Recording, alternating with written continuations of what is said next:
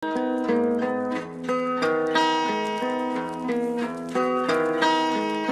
αν θα μου κόψεις το επίδομα στα αρχίδια μου, για τα λεφτά δεν θα πουλήσω την ψυχή μου. Κι αν θα με διώξεις ούτε θα κοιτάξω πίσω μου, για τα λεφτά σου δεν θα χάσω την τιμή μου. Εγώ γεννήθηκα για να πεθάνω Έλληνας, για την πατρίδα μου θα δώσω τη ζωή μου.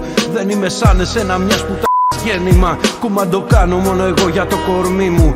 Μήπως δεν άκουσες ή δεν κατάλαβες, κοίταξε γύρω σου πως έφτασε η ώρα. Πάρ' τους 300 σου κι όσους σε πρόσκυναν, πριν δεις το κύμα του λαού άλλαξε χώρα. Μήπως δεν άκουσες ή δεν κατάλαβες, οι γαλανόλευκοι για μας είναι η ζωή μας. Πάρ' τους φασίστες σου γιατί είμαστε Έλληνες, και η επανάσταση πηγάζει από την ψυχή μας.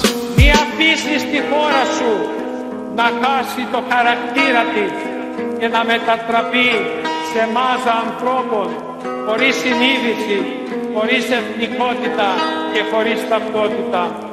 Μέσα σε αυτή τη μάζα κινδυνεύεις να γίνεις ένα νούμερο, ένας αριθμός, να χάσεις την ελευθερία της προσωπικότητάς σου.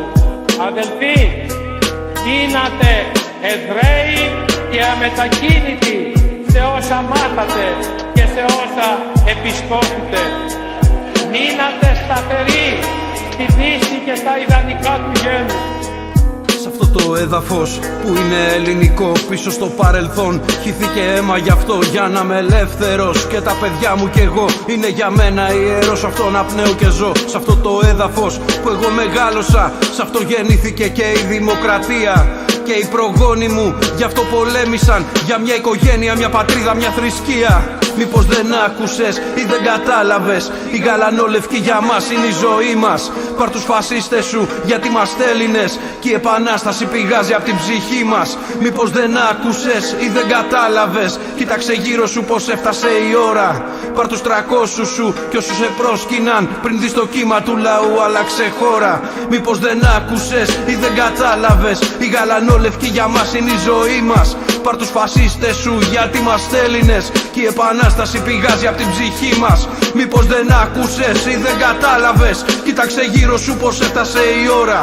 Πάρ' τους 300 σου κι όσους σε πρόσκυναν, πριν δεις το κύμα του λαού άλλαξε χώρα. Μήπως δεν άκουσες ή δεν κατάλαβες, οι γαλανόλευκοι για μας είναι η ζωή μας. Πάρ' τους φασίστες σου γιατί είμαστε Έλληνες, και η επανάσταση πηγάζει από την ψυχή μας.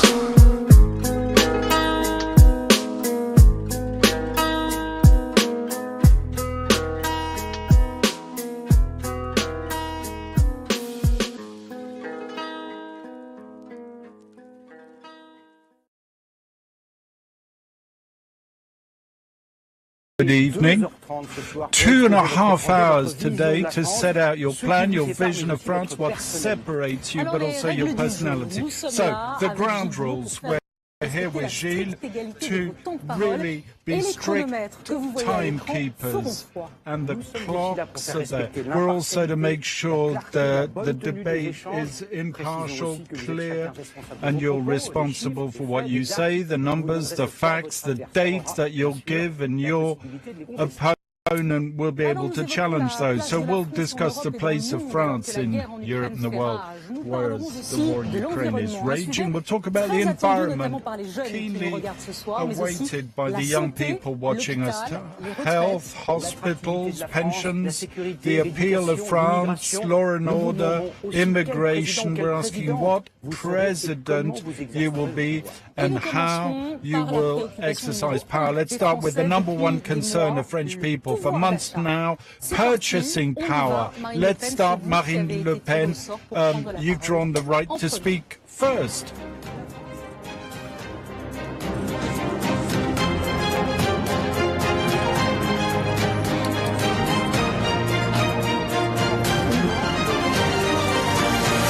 Dans le monde.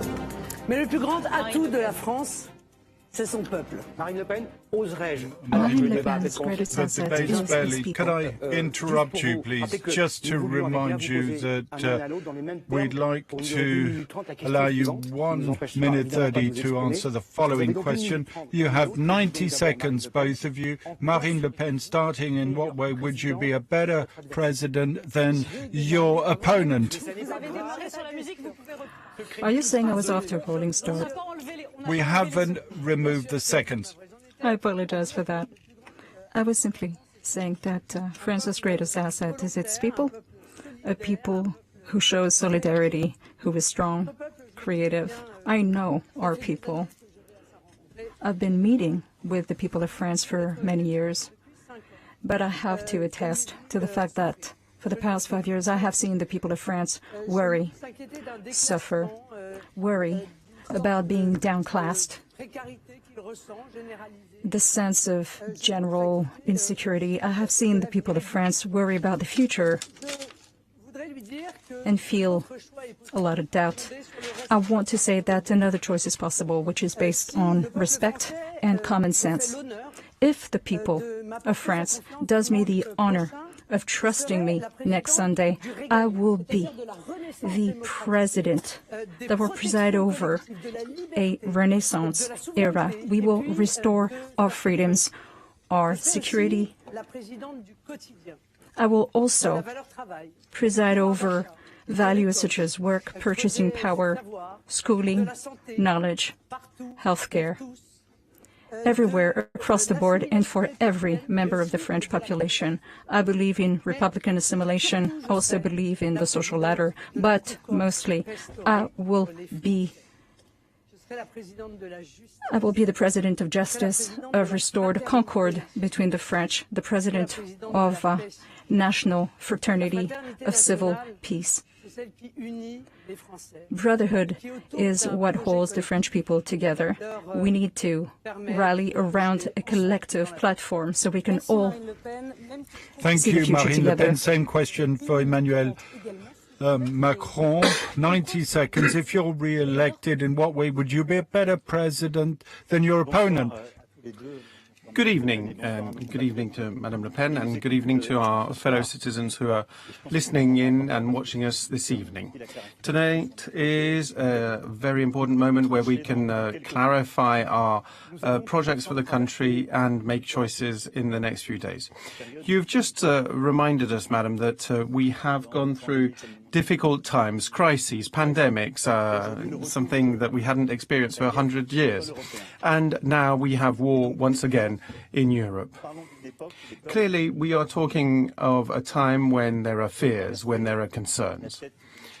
At the helm of our country, thanks to the trust that the people had put in me, I have steered through these times trying to make the right choices. I believe that we can and will make our country stronger, more independent through economics, through innovation, research, culture. I also believe that we can and we must improve the daily lives of our fellow citizens, working on schools and health and also care for the elderly so that everyone's lives can become better. I also believe that France, as we know it, will become stronger if it tackles the environmental issues and becomes a great environmental power of the 21st century, and also by strengthening Europe. We have done this over the last few years, and this is even more important at a time like this. These are the first few words to introduce what we'll do in the next few years. So let's begin with the first topic of this debate, purchasing power, cost of living. Prices are spiraling upwards, especially during the war in Ukraine. French people see it when they're shopping, when they put fuel in their cars or pay their energy bills. Marine Le Pen, you can speak first. Inflation that is likely to be established over time. What will you do in practical terms to help the French people? First of all, I have to act as the spokesman, the spokesperson for the French people. Together with your government, I heard you praise yourselves for increasing purchasing power for the French people, but all I hear from the French is that their purchasing power has gone down, that they can't make ends meet, that they're having a hard time, that they're struggling, and 70% of the French population believe that they have lost purchasing power over the past 5 years. So you have made choices. The carbon tax, for example, has increased the price of gasoline. You have chosen to reduce handouts that were so key to helping the French. For example, housing benefits. Now my priority will be to restore those handouts. And there are three drivers. For example, I will reduce unavoidable expenditure, and this means reducing taxes. My proposition is to sustainably reduce those taxes, not via checks, vouchers, or rationing. Reduce VAT on all energy prices. Reduce VAT from 20% to 5.5%, because I do believe that energy is a commodity. So this means electricity, gas, fuel, diesel. So 12 billion euros will be returned to the French people. I will also restore their purchasing power by reducing taxes. The half tax share, which has been taken away from widows and widowers, will be given back to them. Families will receive a full tax share as soon as they have a second child. That way, this will improve their purchasing power by 560 euros per year. I will also support work as a value, and this means increasing wages for first-liners, teachers, healthcare workers.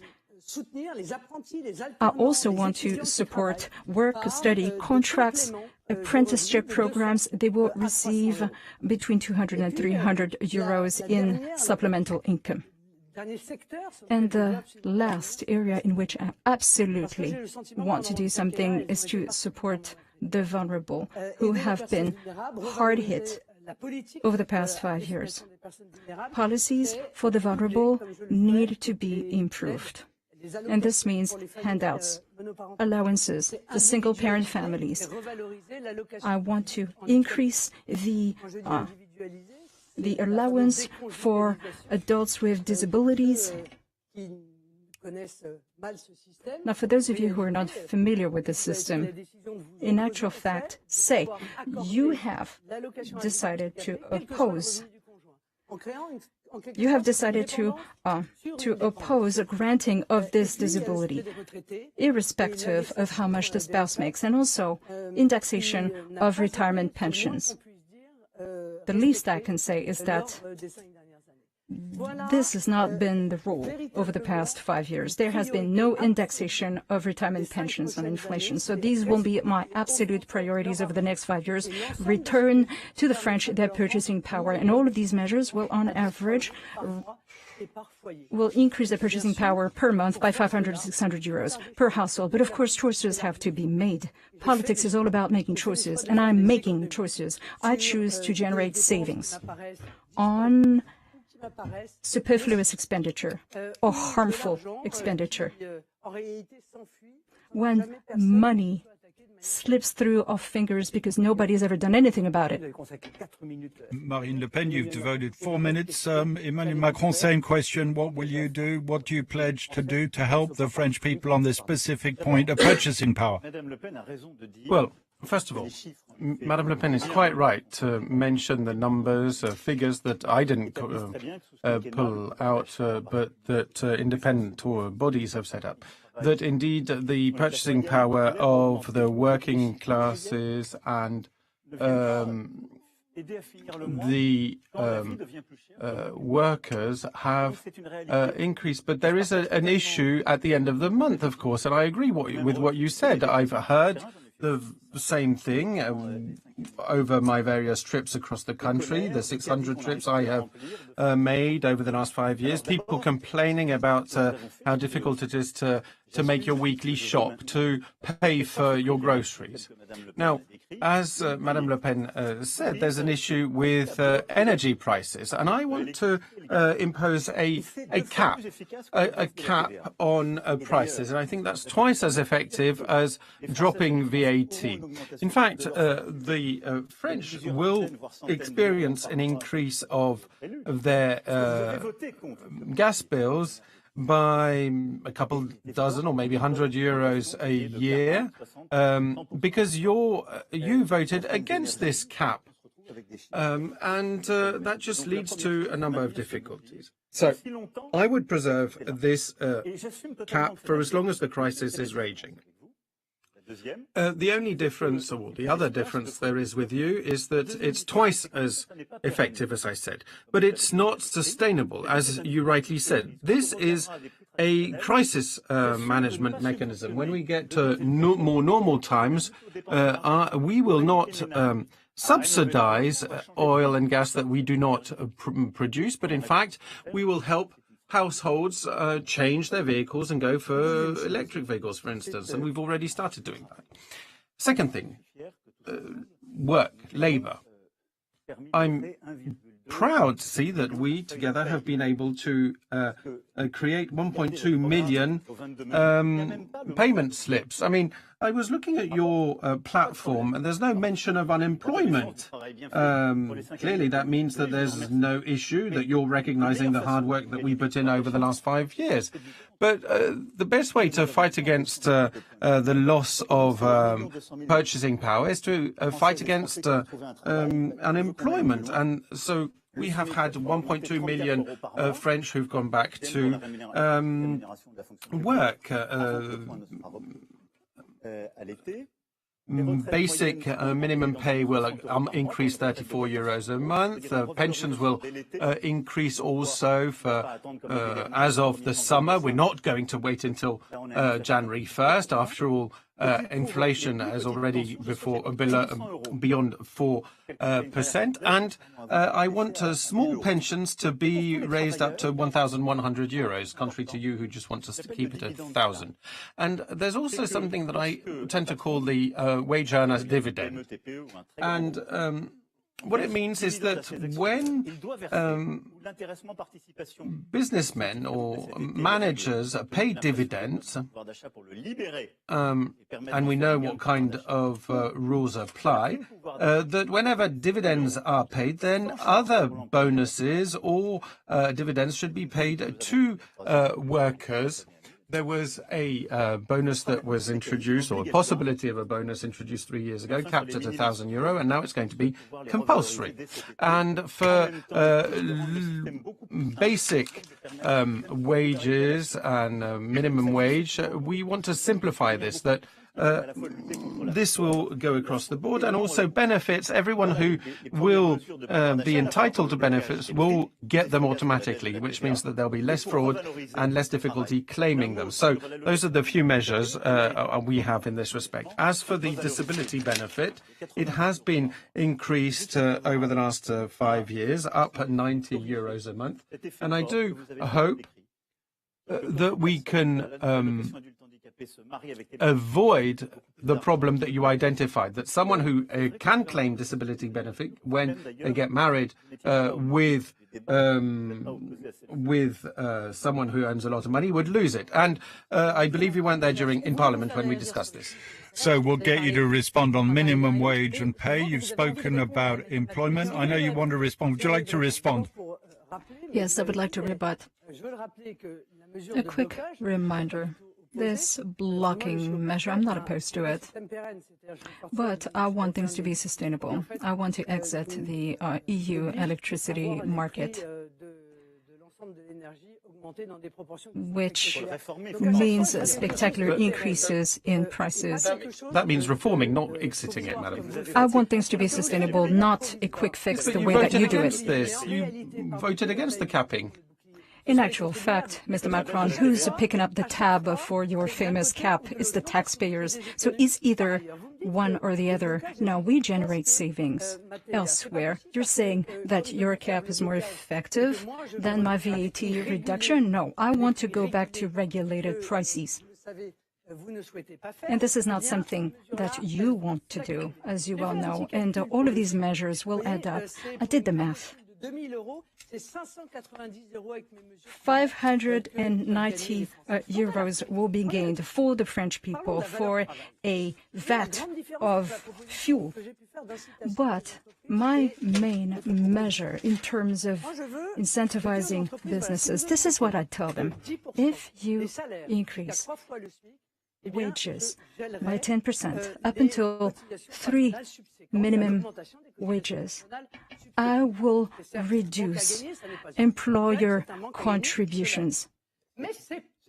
It's a loss of revenue for the government, yes, but In real life, Mr. Macron, when you go to your bank, We're all in real life. in real life, you go to your bank and you want a loan.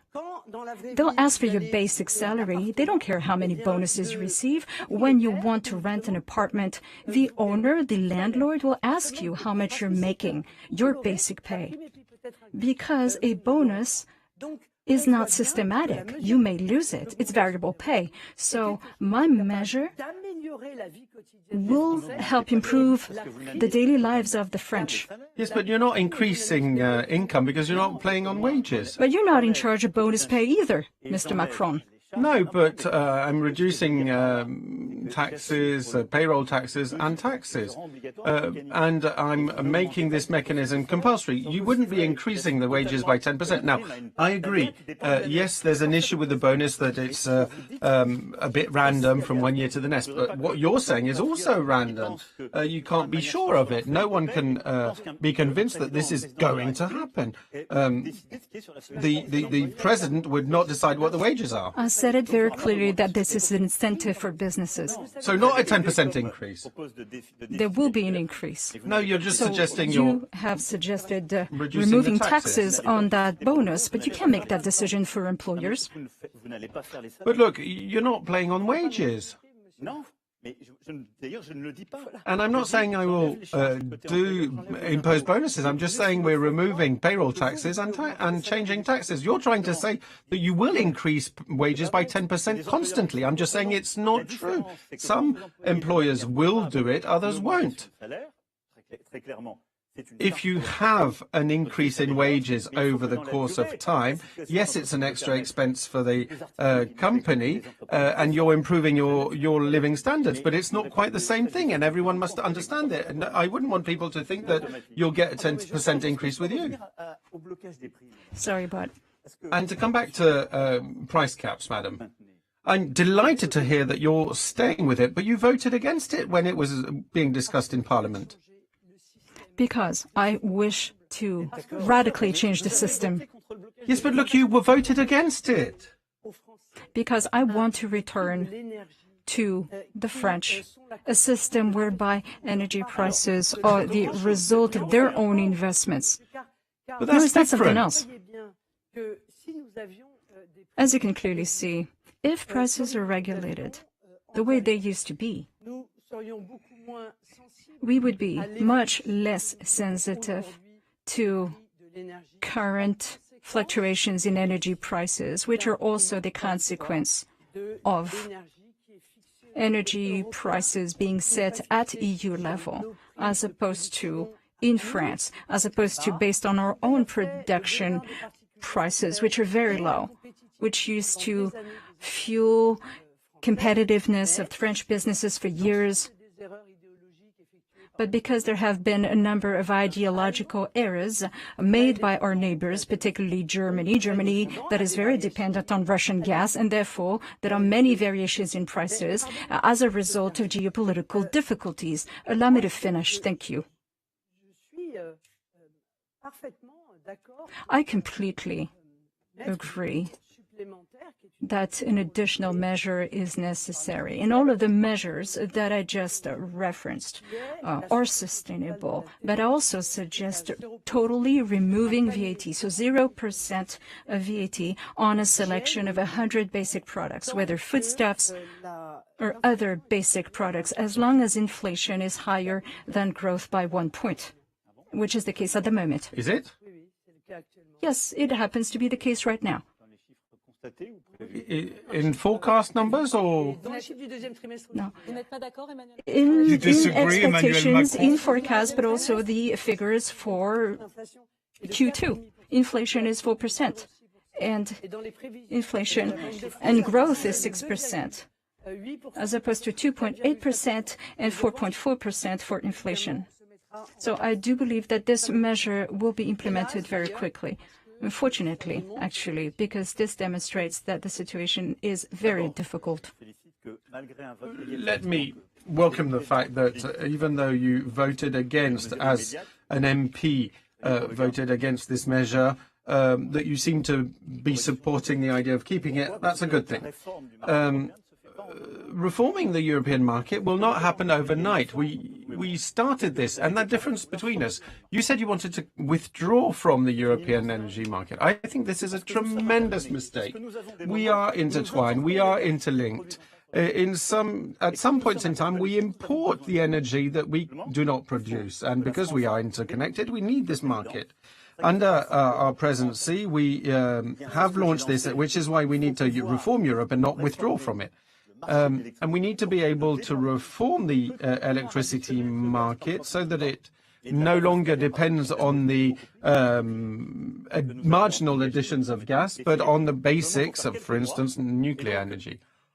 So it will take some time. And even though we have launched this reform, we still need the price cap, and we've done it, and I'm sorry that you voted against it. On VAT on foodstuffs, I offer this food check for those who are really on a tight budget, for students and some households, of course, and that seems fairer. Why? Because 0% VAT on foodstuffs is not effective. It really doesn't get much of a pass-through. It's something, according to some institutes, it's only somewhere around 13 or 15 euros a year.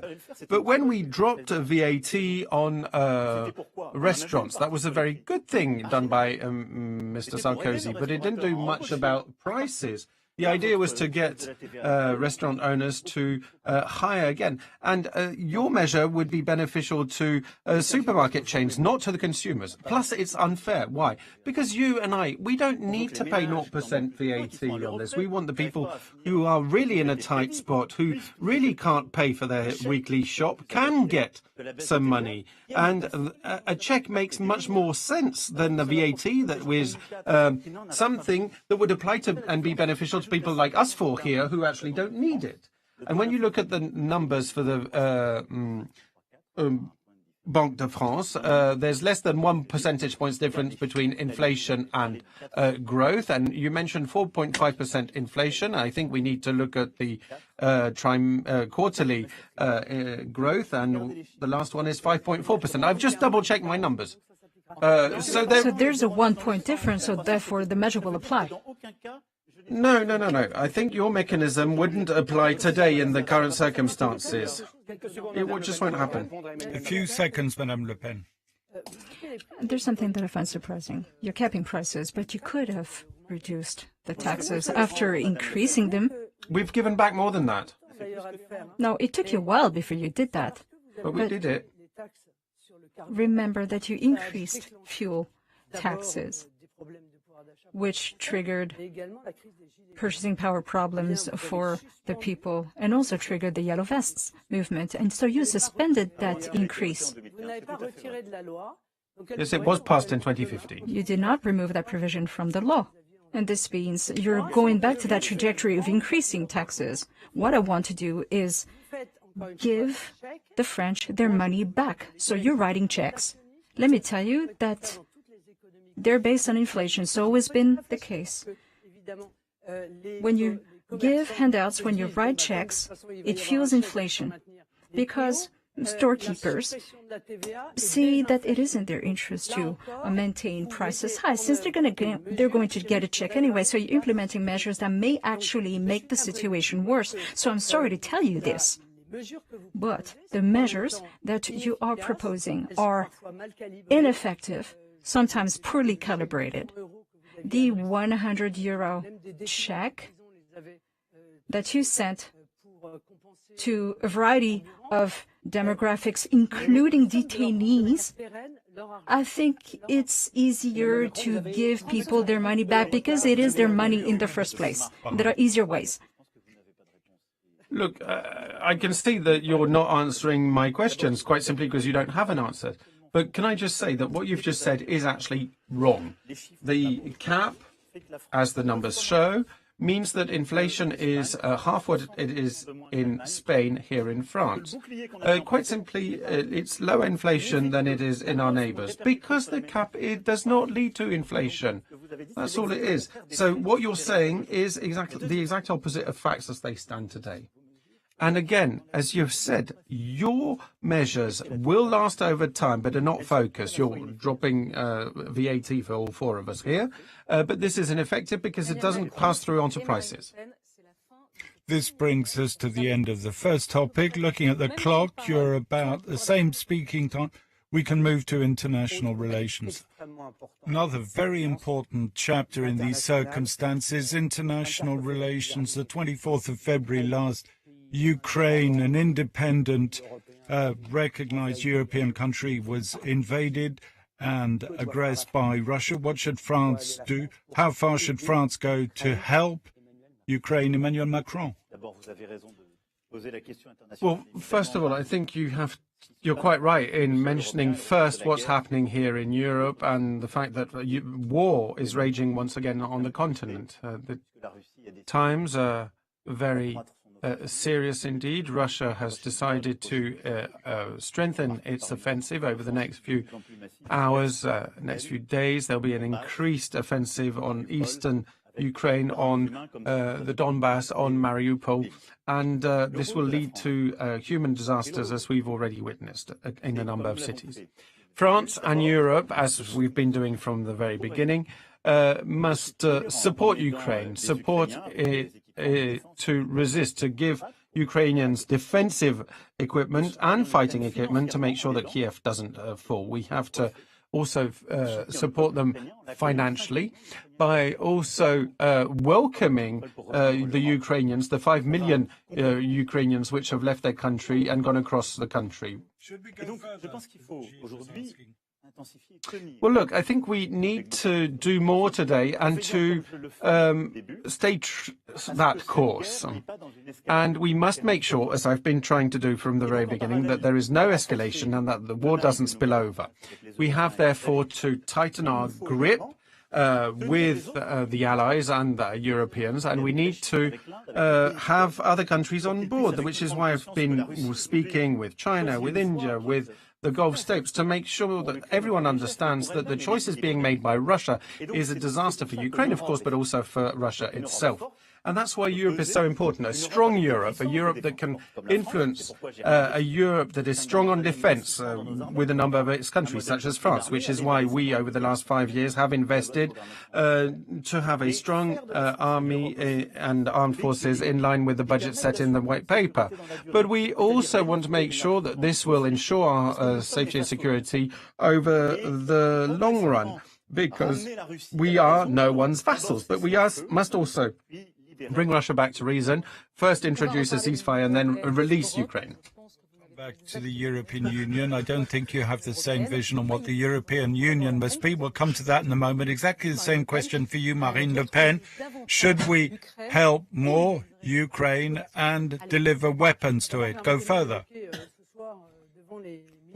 Let me start by addressing my solidarity and my absolute compassion vis-à-vis the Ukrainian people, and we're doing this in front of millions of viewers. Russia's invasion and attack on Ukraine is unacceptable. And Mr. Macron, the efforts you have made to try, on behalf of France, to come up with ways and means to secure peace, your efforts deserve our support, clearly. Should we help Ukraine? Of course. Humanitarian aid? Of course. Financial aid? Yes, of course. Defense equipment? Yes, of course. Needless to say, as you well know, Louis Alliot, mayor of Perpignan, traveled as far as the Polish border and brought back to France refugees, women, children, senior citizens, brought them back home to Perpignan to keep them safe. Poland now has 3 million Ukrainian refugees on its soil. I sounded the alert many times. But we need to be careful. Delivering weapons to Ukraine could turn France into a co-belligerent. That is the concern. I agreed with all of the sanctions taken against Russian oligarchs and banks, but the only sanction that I disagree with is is the ban on imports of Russian oil and gas, because I don't think that is the right method. I don't think that is what will hurt Russia. But I do believe it will hurt the French people very much, and I do believe that blocking such imports will have unintended consequences. And I hear that negotiations will begin after France loses the presidency of the EU. But the consequences will be cataclysmic, not just on private citizens, but also businesses. So I believe that we cannot fall on our swords, simply hoping that this will hurt Russia financially. Russia can just sell its oil and gas to other countries. So that was the only caveat that I expressed. But I do have one fear, a long-standing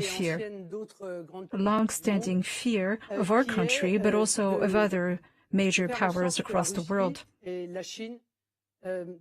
I am concerned that this will throw Russia into the arms of China, that they will become such close allies in the future,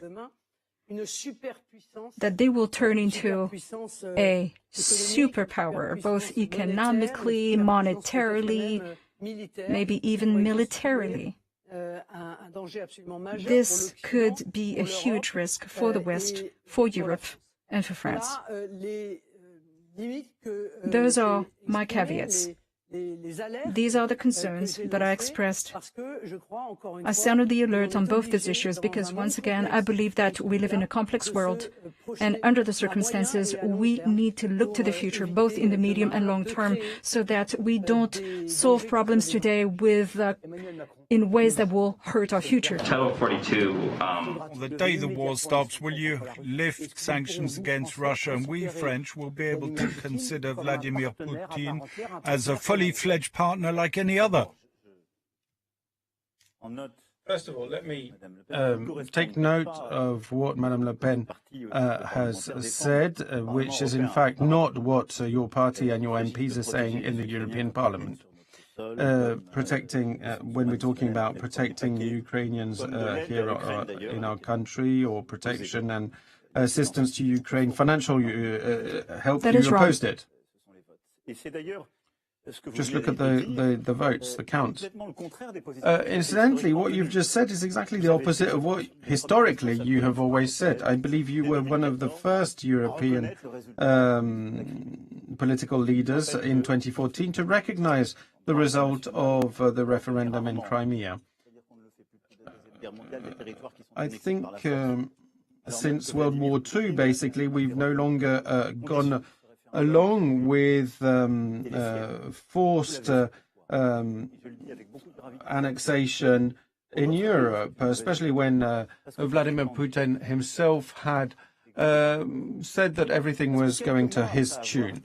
Why am I saying this? Because you are, in fact, in Russia's grip. In 2015, you, madam, took out a loan with the first Czech Russian bank, which is close to the authorities, and you reworked it. I mean, all of this is fact and well known.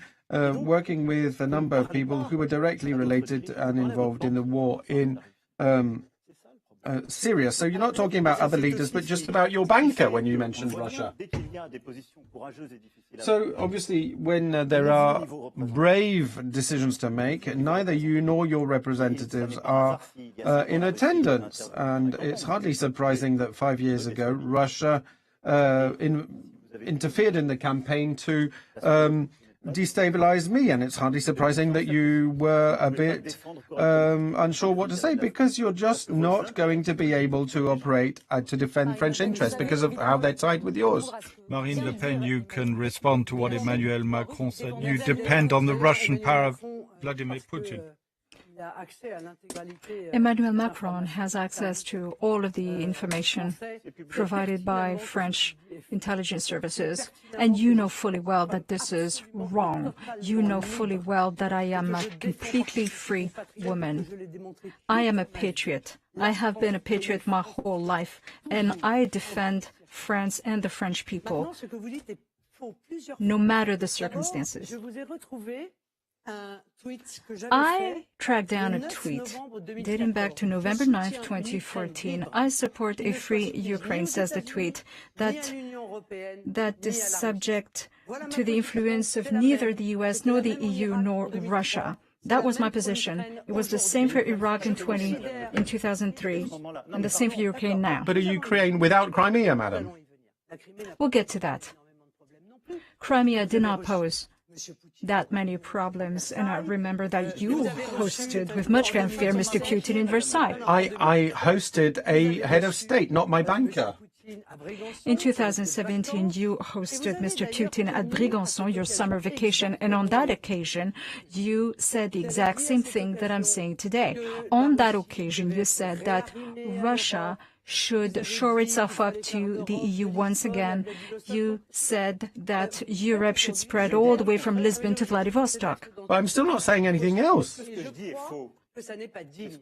What I'm saying is that that posture is not dignified. But am I saying something that's wrong? Is it wrong? And let me speak to the substance of what you said. I'm not coming back on anything or reneging on anything. I'm recognizing that that Russia has its full place in the European security architecture. But what have I said? Is it wrong? Yes, Mr. Macron, it is both wrong and rather dishonest to tell the truth. Let me explain why. Good, tell us. Why was I forced to take out a loan? So you took one out then? And that's something that everybody knows, is because no French bank agreed to give me a loan. And at the time, you found it so outrageous that you enacted a piece of legislation on the Bank of Democracy, which you never actually implemented. Why didn't you, Mr. Macron? Why didn't you see that effort through? That Bank of Democracy initiative, you knew that this would fill a democratic gap, whereby banks get to decide which political party to support and which not to. Mr. Macron, let me tell you something. Look, 2015 was when you took that loan out. You still haven't paid it back. So it's not about the Democracy Bank or anything. Other candidates in this election, such as Mr. Zemmour, didn't go out and take a loan out in Hungary or elsewhere. They found a bank that would loan them the money in France. So, okay, it's not the same then. It takes a while to pay back a loan. And let me tell you, I come under the scrutiny of the Campaign Oversight Office, and they are extremely stringent in their controls. And there's something else I want to say to you, Mr. Macron. There are millions of French people who, over the past 5 years, have gone to the bank to get loans, to buy a car, or to mortgage their house. They don't owe you a thing. All they want to do is repay their loans, just like me. And me. But as you said, they go and take out a loan in a French bank. They don't go out abroad to get a Russian bank related to the authorities for millions and then not pay it back. Mr. Macron, I simply cannot let you say that. Look, you said it yourself. We repay our loan every single month under the supervision of the Campaign Oversight body. But look, you still haven't paid it back. It is true that we are a political party with not a whole lot of resources, but there's honor in that. I'm not calling your honor into question. There's nothing wrong with that. But there is a dependency link that there is there. The only dependence that I feel is the fact that I have to repay my loan, Mr. Macron. But it wasn't a bank, any old bank in Russia. It was a bank close to the authorities. They just admit to it. Mr. Macron. Look, so many of your choices can be explained by this link, by this relationship. I'm not holding this up against you. I'm just saying that other candidates with similar ideas to yours have not made the same choices, that they have found funding in French or European banks, that you made a choice that you were bound by in your and that you're imposed the constraints on your political choices. That is simply not true. I said it before, I will say it again, this is simply not true. Look, you're just saying wrong, but we're listening to you. And I believe the French people know it. I too have loans, like all of our fellow citizens, to buy a house or buy a car, I mean, to use your examples, but we have not gone and taken a loan out in Russian banks. It's rather dishonest, Mr. Macron, to stop me from... Look, I know you're unhappy with it, but it's a fact. to stop me from getting a loan from a French bank and then blaming me for going abroad to get one there. Honestly, did I stop you from getting a loan in a French bank in 2015? Weren't you the Minister for the Economy back in the day? Well, I wasn't Minister of Finance. I didn't have the banks. You know, no one did anything there. One crucially important question. I'm sure there are issues that are much more important than this. Look, it's always important to speak about the standpoint. There's Europe. The European Union, very little time left on international relations before moving to pensions. The EU, simple questions put to both of you. Would you like to remain in the European Union as it is today, with the Franco-German tandem as an engine? Mr. Macron, you're slightly behind. Over to you. Look, I've always been very clear here, and I think our debate 5 years ago had mainly focused on that specific issue. 5 years ago, 80% of your platform was only applicable if we withdrew from the euro. There was this whole thing about euro and the ECU. No one really knew what it was. Clearly, your campaign platform hasn't changed. You still want to withdraw from the euro, but you've not really said it. For my part, believe in the euro, in the Franco-German tandem that was key to achieving something. When we got the pandemic, we in France didn't have mRNA vaccines, but we were pleased to have them. We manufactured them eventually and exported some for our own benefit, and that was mainly due to this Franco-German agreement to start with. We also, on that basis, pooled our future debt. We started establishing the groundwork for a European defence. And I must say that I am convinced that our sovereignty is both national and European, that both work together. And with Europe, we'll be more independent in terms of energy, technology, defence, agri-food. And when we speak about Europe, that also means speaking about farming. Our farmers know how important that is. They know how important the CAP is for them to take farming forward in these times of changes. So we do need a stronger Europe, a more integrated Europe, and we need a Franco-German tandem to drive it, which is what we used to do with Chancellor Merkel and what we're doing with Chancellor Scholz. Question, Marine Le Pen. In your platform, you see the advent of European that would gradually replace the EU. Does that mean you want to exit the EU, or the European as it exists today suits you with the Franco-German tandem as a driver? Let me start by telling Mr. Macron that there is no European sovereignty because there's no such thing as European people. France is a sovereign country because France has a people. You actually did this symbolically. You replaced the French flag by the EU flag under the Arc de Triomphe. The EU is not a question of all or nothing. It's not a question of taking everything and shutting our mouths or taking nothing, period. I wish to remain a part of the European Union, but I do wish to overhaul it radically. Why? Well, because there are a number of EU policies with which I disagree. For example, I disagree with the raft of free trade agreements where we sell German cars while sacrificing farmers, where there is unfair competition from Canada or Brazil, whether they sell us beef or chicken. What Canadian chickens? I disagree with the directive on posted workers. Tens of thousands, maybe hundreds of thousands of posted workers come to our country, work there, but they're not paying taxes or payroll taxes to France, but to their country of origin.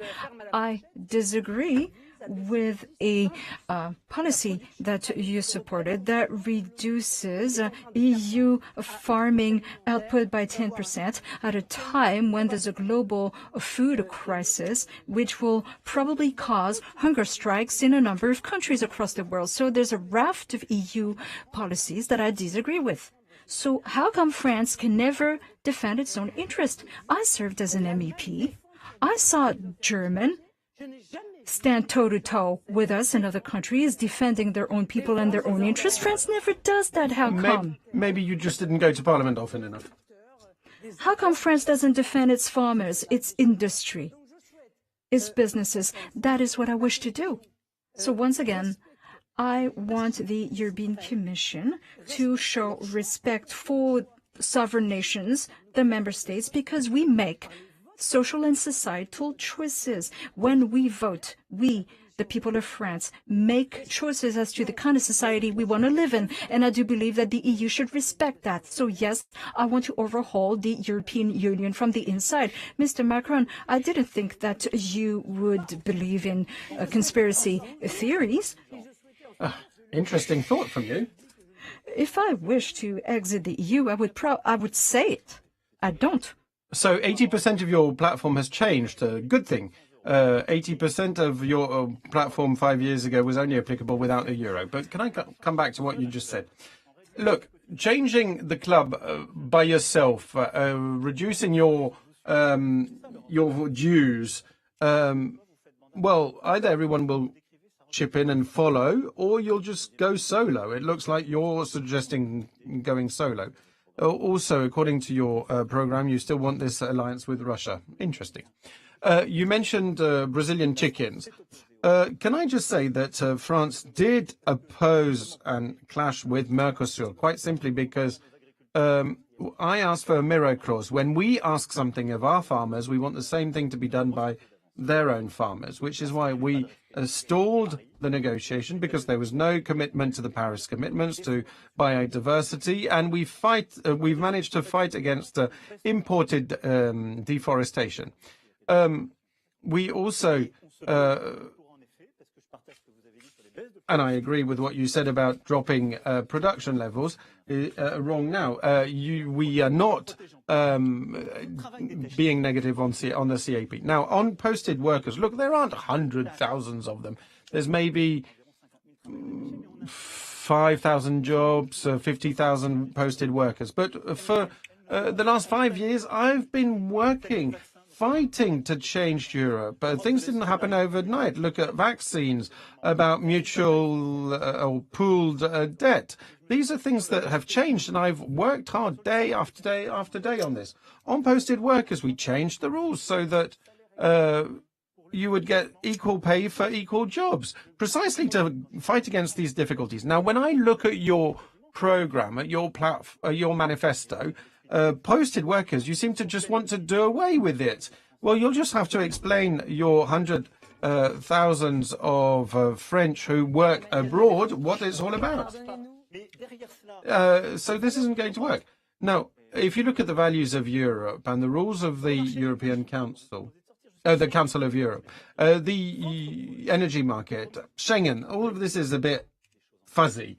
When you look at all this, clearly, even though it's not saying it, you want to pull out of Europe. It is the Europe of nations. Yes, but if it's not the European Union, you just need to pull out of the EU. I mean, you can paint it over the way you will, but look, it's like a shared property. You can't just change it and say that you're changing the label or the name on the letterbox because you're Mrs. Le Pen. I think I have higher ambitions than you do. Look, I have ambitions too, and I'm taking everything working, and I'm not being misleading on what I'm saying. Everybody knows I stand for the Europe of nations. Everybody knows what I don't want, and everybody knows what I will change, and I will make those changes together with allies. You said that you have secured major advances when it comes to posted workers. That is simply not true. You made sure that fraud could no longer happen, equal work and equal pay. And that wasn't the case before. But the payroll taxes continue to go to the country of origin, even though the work is being done in France. I do believe it is a net loss of revenue for our country. Yes, it is, you're right. Please finish. Please let me finish. And I do believe that foreign workers, get preferential treatment on the jobs market. Say a company hires posted workers, is going to cost them less. And this means that other companies are forced to use posted workers as well, so as to align themselves and remain competitive. I do not want that preference for foreign workers. My priority, my obsession, is for French people to be able to work in their own country. And that is why I am fighting. I believe in work, in that value, finding work, keeping your work, working in your own country. Can I just add? Time is not on our side. Just adding that what Madame Le Pen is saying is true, but national preference per employment, that means the end of the European single market. Look, if a Bulgarian worker comes to France, you can't just say, I won't have it or have him unless they pay all their taxes in France or become French. And we want our workers, our French people, to go on working in Belgium or Germany or elsewhere. There are lots of them today. I mean, it's always the same thing. You always think that you can have national preference for us and no one else will impose it too. But a European market is all about freedom of movement of goods and workers. If I may, Mr. Macron, I'm sure we will discuss national preference when we deal with institutions. You are extremely European-centric. No, I'm not. This is how I see France. We are a world power, not just a European power. We haven't talked about Africa. Of course, we need to develop new relationships with African countries. We haven't discussed our overseas territories, which serve as platforms. Yeah, but that's not abroad. Please don't interrupt. French overseas territories serve as platforms for France's influence on countries all around them. We haven't talked about any of that because your vision of things stunts France. In your mind, France has become a continental country. No, we're a global power, and we need to renew our ambitions of global influence, working together with special partners, particularly French-speaking countries in Africa, who are long-standing partners of France, and we need to restore our relationships with them.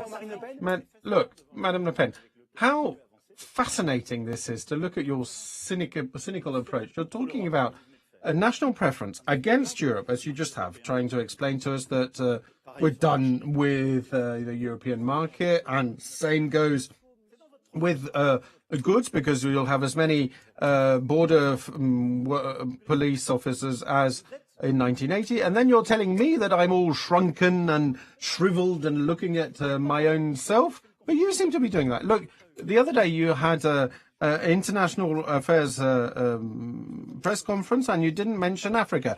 I have been to Africa more than any of my predecessors. I value this relationship. I re-established it, relaunched it by being honest and brave about our story, our history. I don't think that's the case for you, but I think they're stunned by what they hear you when they look at you. I mean, you want to ban the headscarf in the streets and things like that.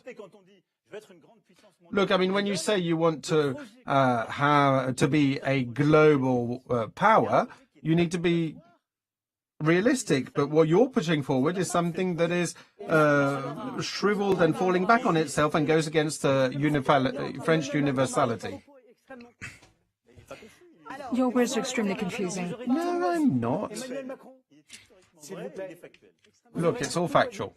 You'll have every opportunity to talk at length of these topics, but we have to move to the next topic. It's all fascinating. French people see clearly your differences on international relations in Europe, but we have to move to a topic that was hotly debated in this campaign. We see your disagreement. To what age will we have to work if you're elected? Let's be honest.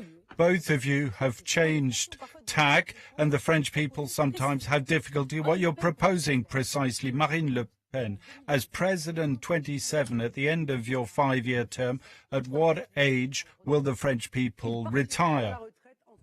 They will retire between 60 and 62 years on a full pension, and they will need between 40 and 42 years of service to get a full pension. That is a choice that I made very clearly, because from a philosophical point of view, I do believe that the welfare system serves as is equal to the wealth of those who have no wealth, and I firmly believe in that.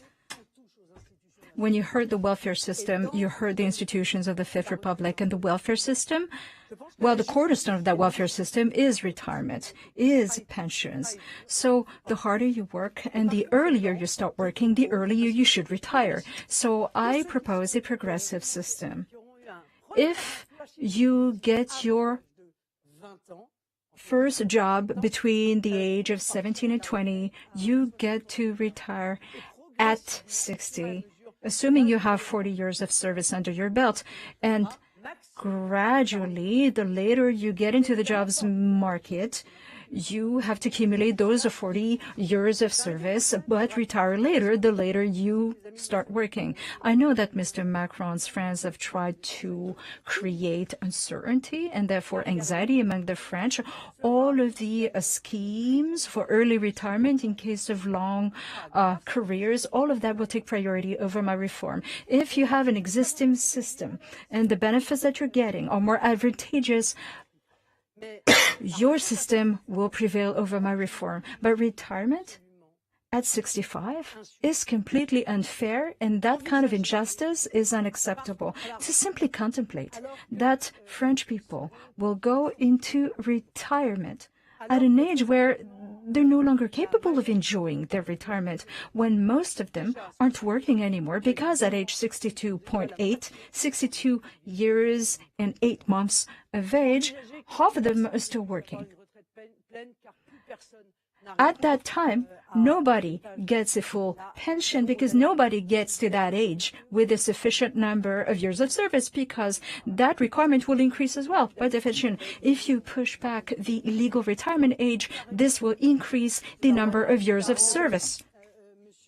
I don't really know what you and your friends agree with. Between Mr. Darmanin and Mr. Attal is 40, 42, 44 years of service. What you're saying is simply not justified from a budget point of view. Same question, Emmanuel Macron. If you're re-elected president, can you clearly state to the French people this evening at what age they'll be able to retire at the end of a possible second term in 2027? Yes, look, there's still much progress to fund. And we've done some over the last 5 years, working on health and other things. And we also have to look at the elderly and care for the elderly. We'll come back to that later. And we want also to improve the size of pensions. I think we need to have, for instance, for a basic minimum of 1,100 euros if you have the smallest pension. I think in your system, you're offering 1,000 euro for someone who's never worked and someone who has always worked. So I think we need to have a difference. The minimum, the basic minimum for work is 980 euros nowadays, and I think we need to push it up to 1,100 euro. And even before we do that, there's an imbalance, financial imbalance in the pension system up until 2030, according to the advisory board on pensions. And it's only normal given the crisis. Now, I agree with what you said initially, that our system is key, that those in work are paying for the pensions of those who are retired. This is our pay-as-you-go system. But I think we need to improve the pensions of those who have a full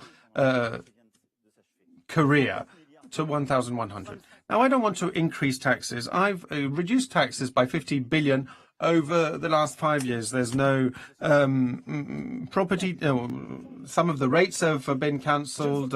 And I don't want to increase taxes. I don't want to increase our debt. I want to start paying it down over the next 5 years. So the only way we can do that is to work a little longer. One of the things, of course, is full employment.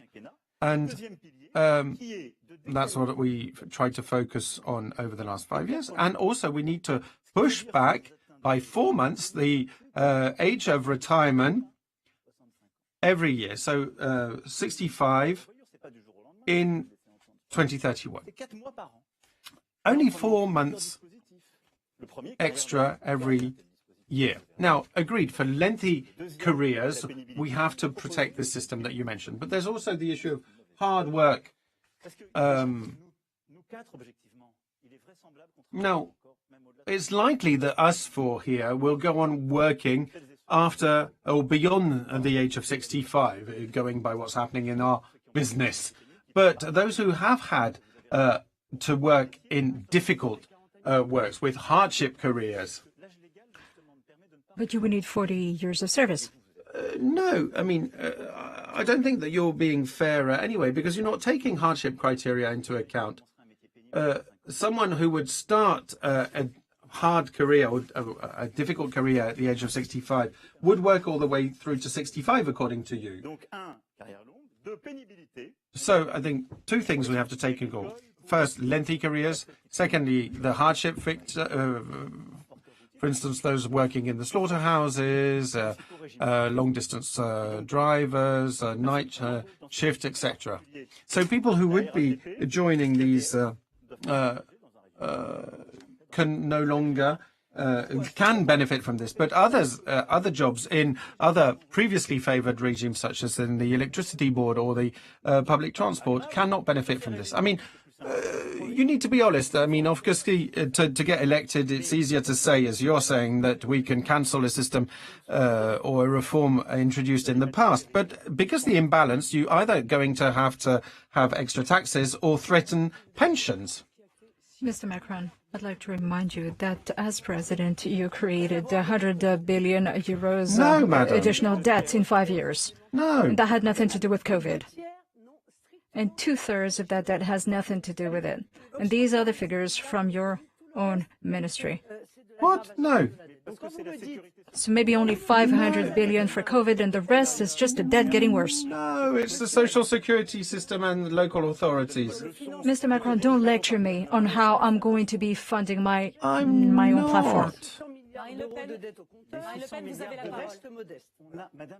You have to be humble. I mean, you racked up debt to the tune of 600 billion euros. She's 2 minutes late.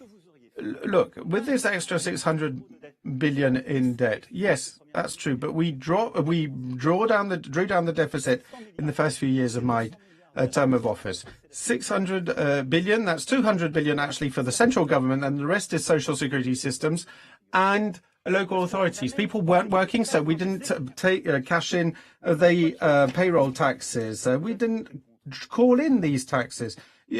Whatever it takes is what was our guiding principle. What would you have done with that? You're 3 minutes behind Marine Le Pen. Thank you. This is an opportunity for me to get back to, I will answer every single one of your questions, particularly all of the wrong things that you've been saying, but I'm having a hard time keeping up with you. There's just so much. Earlier, you said you reduced unemployment. Unemployment as analyzed by the International Labour Office. Now, you know that there are many restrictions, so much so that the unemployment figures, in other words, A, B, C, job seekers came to 5.5 million when you were elected, and then 105 million. Look, no one's ever counted and tallied B's and C's. Now, obviously, it's a question of communicating vessels. Job seekers are switched from category B to C to A, etc. But people who actively sought work, well, they came to 5.5 million then and 5.4 million now. So I have my doubts as to your success in reducing unemployment. You've been explaining that you've worked really hard to make things better for the lowest income households. But under your watch, 500,000 poor people are now on the radar. That is your track record, sir. You're telling us that you're very good at economics and businesses love you. So be it. The foreign trade deficit is huge, and you can't fake those figures. It's an absolute record, in actual fact. And the most brutal figure, the cruelest figure when it comes to you, is productivity. As it happens, productivity has plummeted, Mr. Macron, the second you got elected. And productivity gain is 0.1% versus 1.8% for other OECD countries. So some people called you the Mozart of finance. Maybe this is, I'm not saying you introduce yourself as such, but people saw you that way. But your economic track record is terrible. Not forgetting is it 17,000 or 15,000, pardon me, 14,500 industry jobs lost under your watch. And in terms of job destruction, your track record is even worse. So I believe there is another way. We need to change our priorities. We need to change our methods. We need to change the way that we look at the economy. We need economic patriotism. We need to relocate activities back to France. We need to reindustrialize our country. We need to help the very small companies and SMEs as well by reducing their taxes. And I'm not talking about giving tax breaks to major corporates the way that you did, because when you reduce taxes, you always worry about the big fish, not the little fish. And the biggest tax break has been the removal of the wealth tax. No, the rates, the tax on the housing tax, madam. No, the French are paying for their housing tax via the property tax. No, look at the numbers. Look at the numbers. We hear you talking about the funding of your respective programs. Few seconds. Look, you'll see that Madame Le Pen hasn't said anything about COVID and the 600 billion debt related to COVID. That's something I'll agree to acknowledge. We know that there was a difficult situation with the financial crisis. There was unemployment. You don't even mention unemployment in your manifesto. Now, you're saying that we're helping the big companies, but what about the restaurants, the small business people, the laborers? You let them come and tell us who helped them during the COVID crisis. What with furlough, with guaranteed loans, with us covering their own payroll taxes. We did it, and I'm proud of that. This is 600 billion in debt that we ran ourselves all together. And this is a pandemic that was unprecedented and had been for the last 100 years. And we managed to get unemployment to drop from 9% down to 6 and a bit. Maybe you don't like what the ILO is saying, but category Bs and category Cs are not counted. They're not counted in the unemployment figures. Well, they'll be happy to hear it. Look, I mean, we're not even talking about these. We're talking about real people, and the lives of our shopkeepers, about the restaurants. I mean, you voted against this. Madame Le Pen MP voted against. Would you have done something different? Do tell us what you would have done. I'll tell you. That's going to be difficult in just a few seconds. The first lockdown, I proposed equity. I proposed equity for all small businesses and SMEs, 1,500 euros per company and 1,000 per worker. So the state guaranteed loans that you granted to companies, now they have to pay them back. So you push the problem back in time. Yeah, but we always push it back.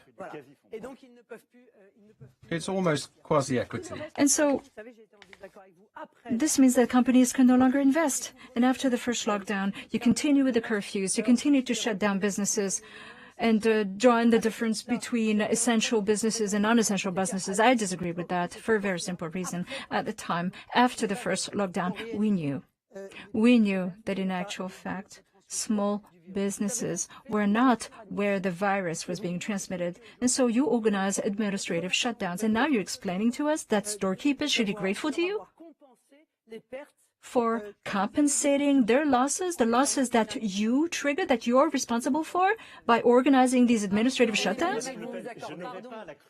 Look, I won't be so bad that I will come back and revisit COVID. What about the Russian vaccines and the Sputnik that you were pushing? No, Mr. Muselier votes for you now. Yeah, but I mean, I'm talking with you. So all your friends, just look at how they managed the COVID crisis, a cause for me to rejoice. Can we move to the hospital? There are many topics that you'd like to address, and we'll be pressed for time. Long-term care, hospital, major subjects, COVID, public health systems is on the verge of collapse, as medical staff saying. If you're re-elected, Emmanuel Macron, what do you say to the nursing healthcare staff? It'll be a lot better with me over 5 years. First of all, we have a crisis both in hospitals, but also because we have these so-called medical deserts, both in some parts of towns and in the very rural areas. In 2018, I introduced the end of the so-called flat rate in taxes, also put an end to the numerous clauses. It's kicking in far too slowly, but then we had the crisis, and I'm very grateful to our doctors and all the healthcare workers. And during the crisis, we decided to invest 19 billion euros into our hospitals, and also decided to invest in wages. We introduced wage hikes by 180 euros a month, and up to 400 euros at the end of a career. So we haven't quite finished, and I know how much we owe to these people. I know how difficult it is, because there's a shortfall in doctors, and a shortfall in nurses, in nursing assistants. But I do know that what is difficult nowadays are actually the working conditions. So we need to go on investing in the environment to restore hospitals, to hire again. The only way to do that is to improve the working environment, and therefore to invest. There are a number of measures, and we can come back to that later, a number of measures we can introduce to put an end to these medical deserts where there are no doctors. And what we want to do is have hospitals, practice doctors, and other healthcare workers, pharmacists, physiotherapists, etc., working together to structure healthcare at a local level, and also make sure that you have someone you can turn to when you have a healthcare issue, which is why I'm happy to invest so significantly. Faced with the collapse of the public healthcare system, if you're elected president in 2027, will hospitals be a lot better? Yes, it will. It will be a lot better. Now, there's something that I find striking. Throughout your term, Mr. Macron, you kept waiting for crises. It takes a crisis for you to get moving. It took a crisis for you to realize that the healthcare workers had been suffering for years. You didn't show that much empathy for them when you made redundant 15,000 healthcare workers without pay overnight because they refused to get tested before going to work. They refused to get vaccinated. You caused them to lose their jobs, and I don't think that was right. And I will give them back the wages that they lost because of you. So it took a crisis for you to start moving. Now, we were aware of the hospital system collapsing. You had been at the helm for 2-3 years already. You could have taken action. You failed to. Yes, nursing staff are understaffed. Medical deserts have been around for a long time. It's very hard to find physicians. 2018, madam. In any case. Yes. In any case, I do believe we need to invest 20 billion over 5 years, and this means 10 billion for increasing pay for personnel and also hiring new people, particularly in nursing homes, so we can avoid the tragedies that have come to light and also avoid the suffering of both healthcare workers and patients, because all of the nurses that I've met with, and I've met with dozens of them across the board, in mainland France and also in overseas territories, they complain that they don't have enough time to spend with each patient. They don't have enough resources. And they were blaming themselves. They said, we have so little time available that this boils down to abuse, the way that we treat our patients, but we can't do better. We have no time. So they need to get paid better. And we will use state coffers for that. And we will invest 10 billion into hospital equipment. MRI machines and other types of equipment, and the sovereign fund will be instrumental in that. This will be a private fund, not a public fund. I do believe we need to further develop telemedicine. We need the tax incentives for physicians to encourage them to go and set up shop in medical deserts. We need to rebalance public policy between mainland France and our cities and rural areas. Financial incentives are well and good, but the physician is not going to move to a medical desert if the wife can't find a job, if there's no school for the children. Unfortunately, the deserts will get worse unless we take action. And this is so unfair and seen as deeply unfair by most of our people. Both of you have used the word dependency. Long-term care really hurt the French people after the publication of a book. To see how our elders are treated in nursing homes. Simple question for both of you. How can we stop this happening again? We need oversight. These are places where people are vulnerable, and those places need oversight. I believe that's one thing we absolutely must do. Also, we need a minimum staffing levels. And we need to be very stringent and demanding about it. Based on how many residents there are in a nursing home, we need sufficient staff. We need a coordinating physician. There are still 30% of nursing homes that don't have a coordinating physician. There should be a nurse present on site 24/7. There's still a significant share of nursing homes that do not have a nurse on call 24/7. And also, we need a pooling system. We need to think about a pooling system for nursing homes. There are nursing homes that make money off the backs of their residents, and it's simply outrageous. This is a model that the French find shocking. Making money off the backs of vulnerable seniors is unacceptable. And the French people refuse that, as we can easily understand. So we need a pooling system between private sector nursing homes and public sector nursing homes. We need a pooling system, a mutual insurance system, so that families can be involved in management of those structures. What are you proposing to avoid this happening again in the nursing homes? Can I just add something specific? The numerous clauses reform was introduced in 2018 before the crisis of COVID. And the Ségur conferences was in 2020. So I just wanted to mention that to be clear. And again, the pandemic had been unexpected and unheard of for the last 100 years. So anyway, on old age care, first of all, most of our fellow citizens who are growing old want to grow old at home, and we need to be able to help them. First of all, by helping them equip their homes. We want, therefore, to introduce a bonus payment to help people adjust or add a few steps, make the toilets or the bathroom more accessible. Secondly, we also need to be able to help those carers, many of them women, who are working under the basic, the minimum wage, because they are not paying the full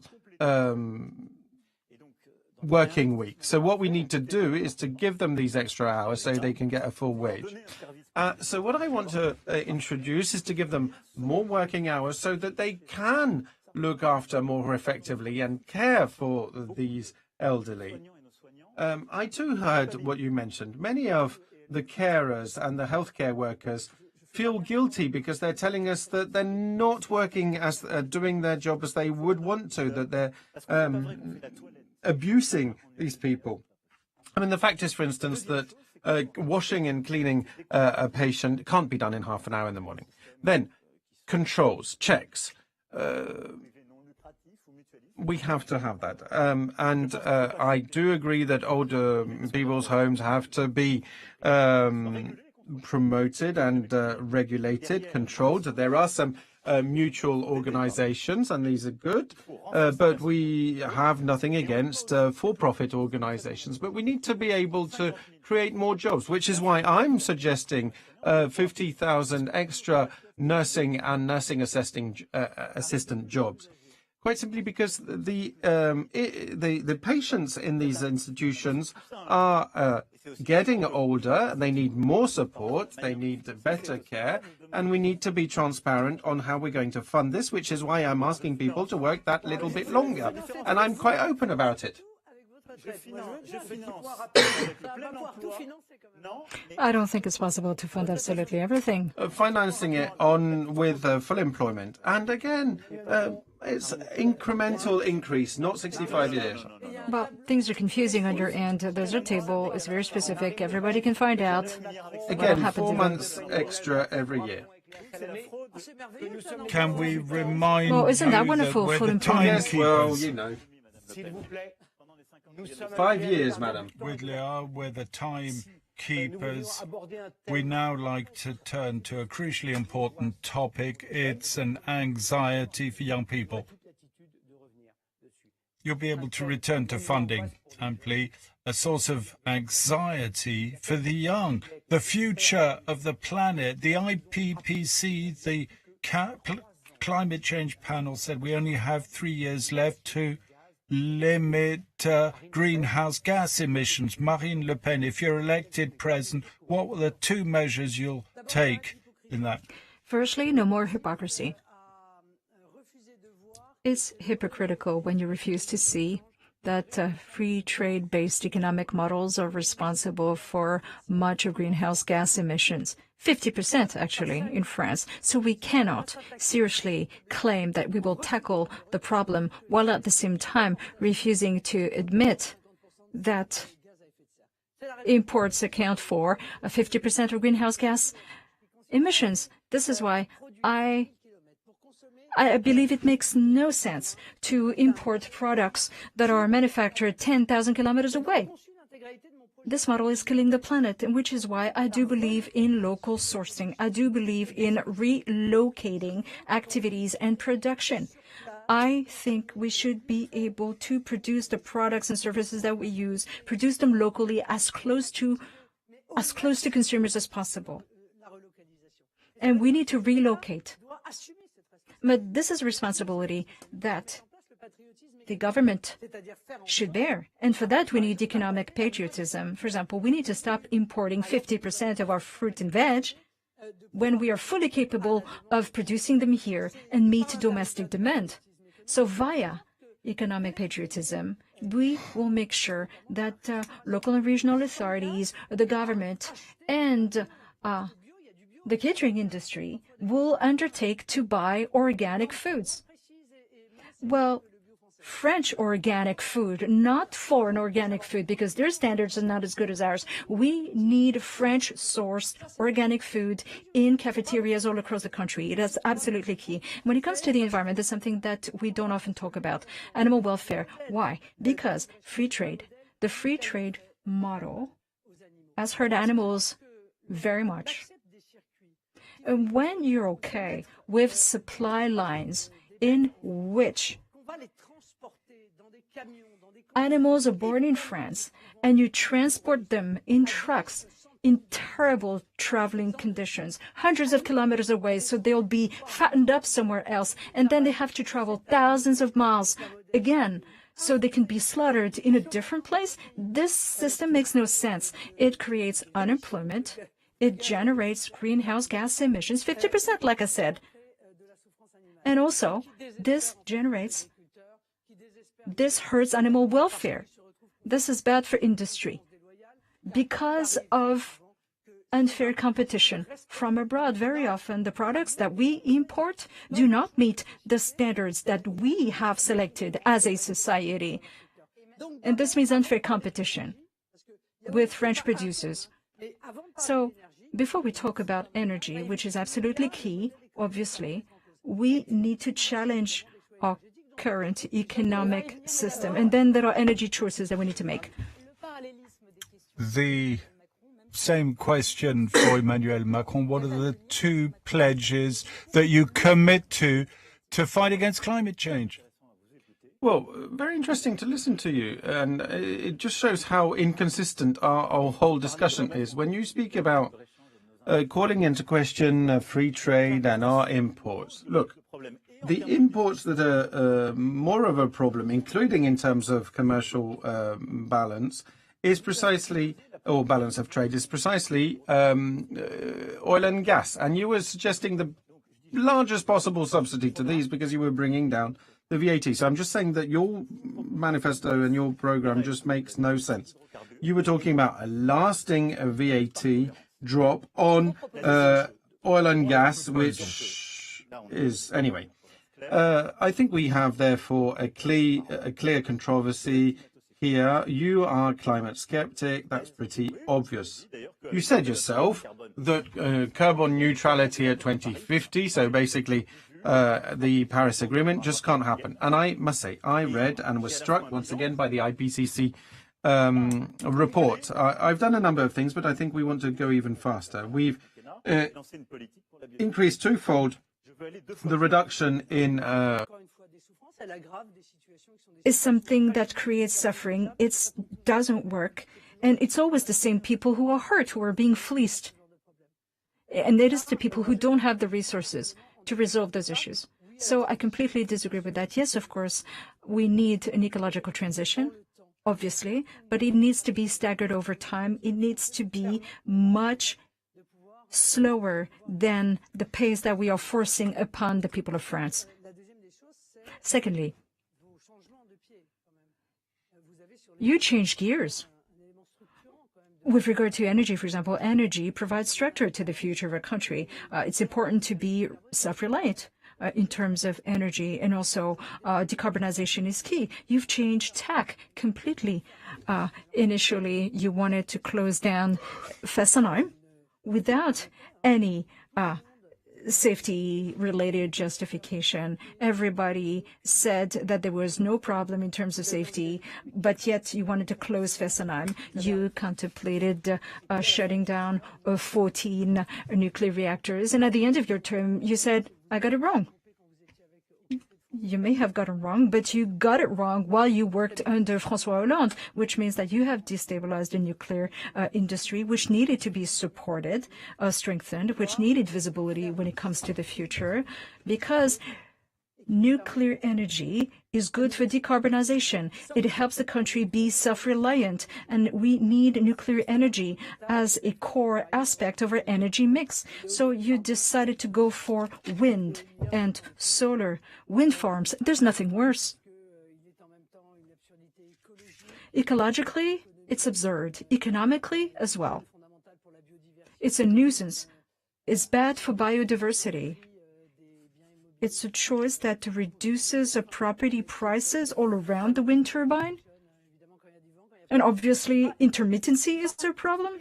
When there's no wind, the wind turbine doesn't operate, does not generate power, which means that you have to offset that with coal-driven or gas-driven power plants. You have power. Your 3-minute lead, Emmanuel Macron. Marine Le Pen mentioned at the end of the day you agree with the policy on nuclear power. Big difference, however, regarding wind power in her program. Marine Le Pen wants to dismantle them, not build any new ones. You're in favor of wind farms, especially offshore wind farms, right? Look, I mean, there's nothing on the environment in this. There's a specific paper on the environment. Yes, quite impressive indeed, which actually mentions what I just said. Anyway, I served as Minister of Economy and Finance. I did, and I must say, worked on the restructuring of the nuclear sector. We worked and saved with the EDF, the French electricity company, saved the industry and restructured it. Fessenheim, look, there'd been no investment since 2012. It was the oldest plant still up and running, and there'd been no investment since 2012. So yes, And when you look at the problems we have with the current plants, what with the investments that I launched at the beginning of my term of office, clearly it didn't make sense to keep Fessenheim up and running. But compensation for the territories and the people. We have almost caught up on the delay and in the Flamanville power plant. And we had to explain how people might change places to go on working in electricity, and we managed to do so. So I did have a genuine strategy and have had over the last 5 years. And since 2018, I revisited the issue of nuclear energy and the reduction that had been planned earlier. And I asked the International Energy Agency and RTE to give me a report, and they show me that your policies are unpracticable, quite simply because they can be no withdrawal from fossil fuel without going to nuclear energy. Now, nuclear power plants that we would be deciding upon now will only come into operation in 2035. So you can't just move from one to the other. You have to do both at the same time. I'm sorry to have to say it again, and that's what the report said, which is why I suggested and decided upon new tranches of the EPR power plants, 6 and then 8, to have an increase there, to drop a little bit on wind farms, but to switch to solar energy. I mean, small-scale sun farms is what people want. Why? Quite simply because those create jobs. Now, wind farms, you're saying that we shouldn't just stop their operation, but actually decommission them and dismantle them, and that costs a tremendous amount of money. And I think that public monies could be spent more effectively. When you have offshore wind farms, you actually create jobs. I was in Le Havre last week, and here in France, we're producing the wings and the entire infrastructure for these offshore wind turbines. Now, admittedly, you have to discuss with the fishermen, with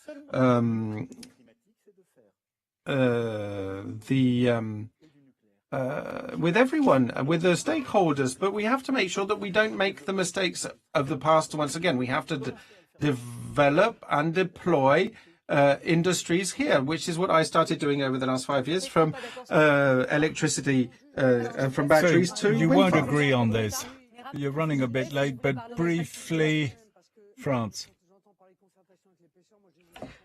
When I hear about consulting with fishermen, I've met with them, and obviously there's a certain outcry among them because the whole fishery sector is going to be ruined. I think you want wind turbines all along the shoreline, except for maybe off the coast of Le Touquet, I mean, because there are limits, right? That is a reality. I'm sorry to say that. Please, come on.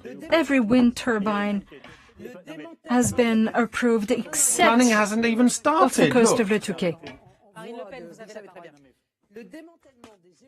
Dismantling wind turbines, that is approved when they are installed, vis-a-vis honestly, the come Caisse on. de dépôt.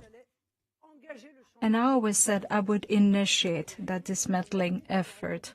And 2,000 wind turbines are coming to the end of their service life. Dismantling is not paid for by the government. So you won't be dismantling them then? It's the operator that does the dismantling. And again, this is approved by the Caisse de dépôt. There is something that I want, however. Wind turbine that cause major nuisance to their neighborhood. And this is happening more and more. We will start dismantling those first, and then we will hold a referendum. We'll ask people how they feel about it. I know you don't like that, but I do. I like to ask people how they feel. No, having local referenda is fine. So I will ask the French whether or not they wish to dismantle wind turbines. Again, this is very costly for the population. This ruins our landscapes. The power is intermittent. We have to use gas and coal to make up the shortfall. We need to focus on nuclear as the core aspect of our energy mix. And hydrogen is also something that I believe in. But how are you going to manufacture green hydrogen? We will use nuclear to produce green hydrogen. Yeah, so you're going to reduce renewables capacity. So you do that with nuclear energy for tomorrow, because it's not geared up to manufacture hydrogen as it is today. It's there to keep us warm. So with your strategy, you won't be able to. But don't you have a plan to develop nuclear? But look, you won't manage at that in that timeline. You industry. I will develop a plan. The second my term begins. I'm not like you. I would not have shut down Fessenheim. No, thank you for reminding everyone. You this definitely could mean are not problems the same as me. in terms of power generation down the line. I will initiate the project while the power plant in Flamanville is ready to operate. And then we will start dismantling the turbines, because this is something that the French want. Look, hydrogen is not a source of energy. I understand that, but we're talking about the energy mix.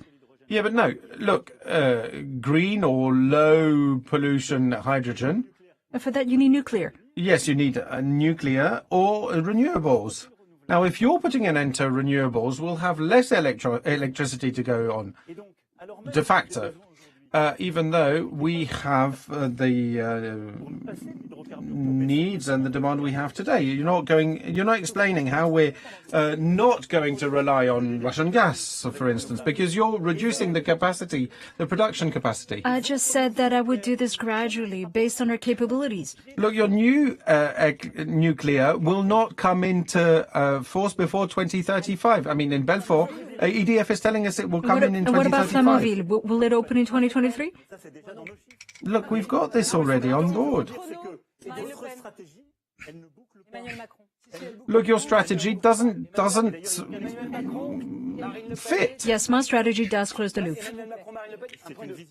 Please, look, congratulations. Shared time. Look at the clock. You're perfectly level pegging. Let's move on. Great many issues to address this evening. Law and order, immigration, how we govern the country, how you want to change things. But there's an issue, appeal to foreign direct investment, the digital economy. Amazon, Apple, Google are American firms. TikTok's Chinese. How can we have a French Google, a French Steve Jobs? Marine Le Pen. The first thing we could have done, as you well know, the EU meddles with absolutely everything, particularly what's none of its business. So sometimes EU directive actually hurt our vital interest, our security, and our economic interests. In this case, it's been years now. It's been years that the EU should have launched its own version of Google. It's been years now that we should have started thinking about how we can ensure data conservation on EU soil.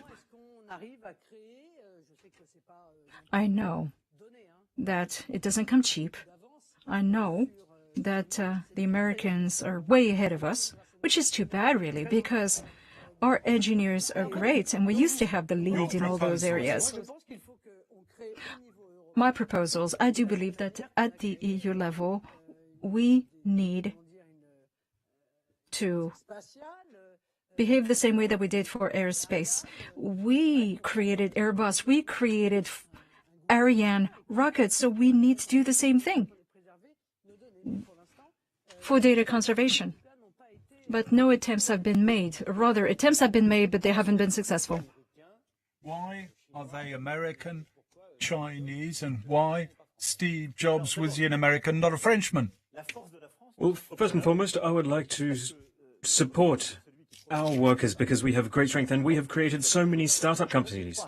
In fact, we are the European leader in terms of startups. We have a number of unicorns. Unicorns are those companies that go above a certain level, and we had started with a few, and now we're at 25 of them.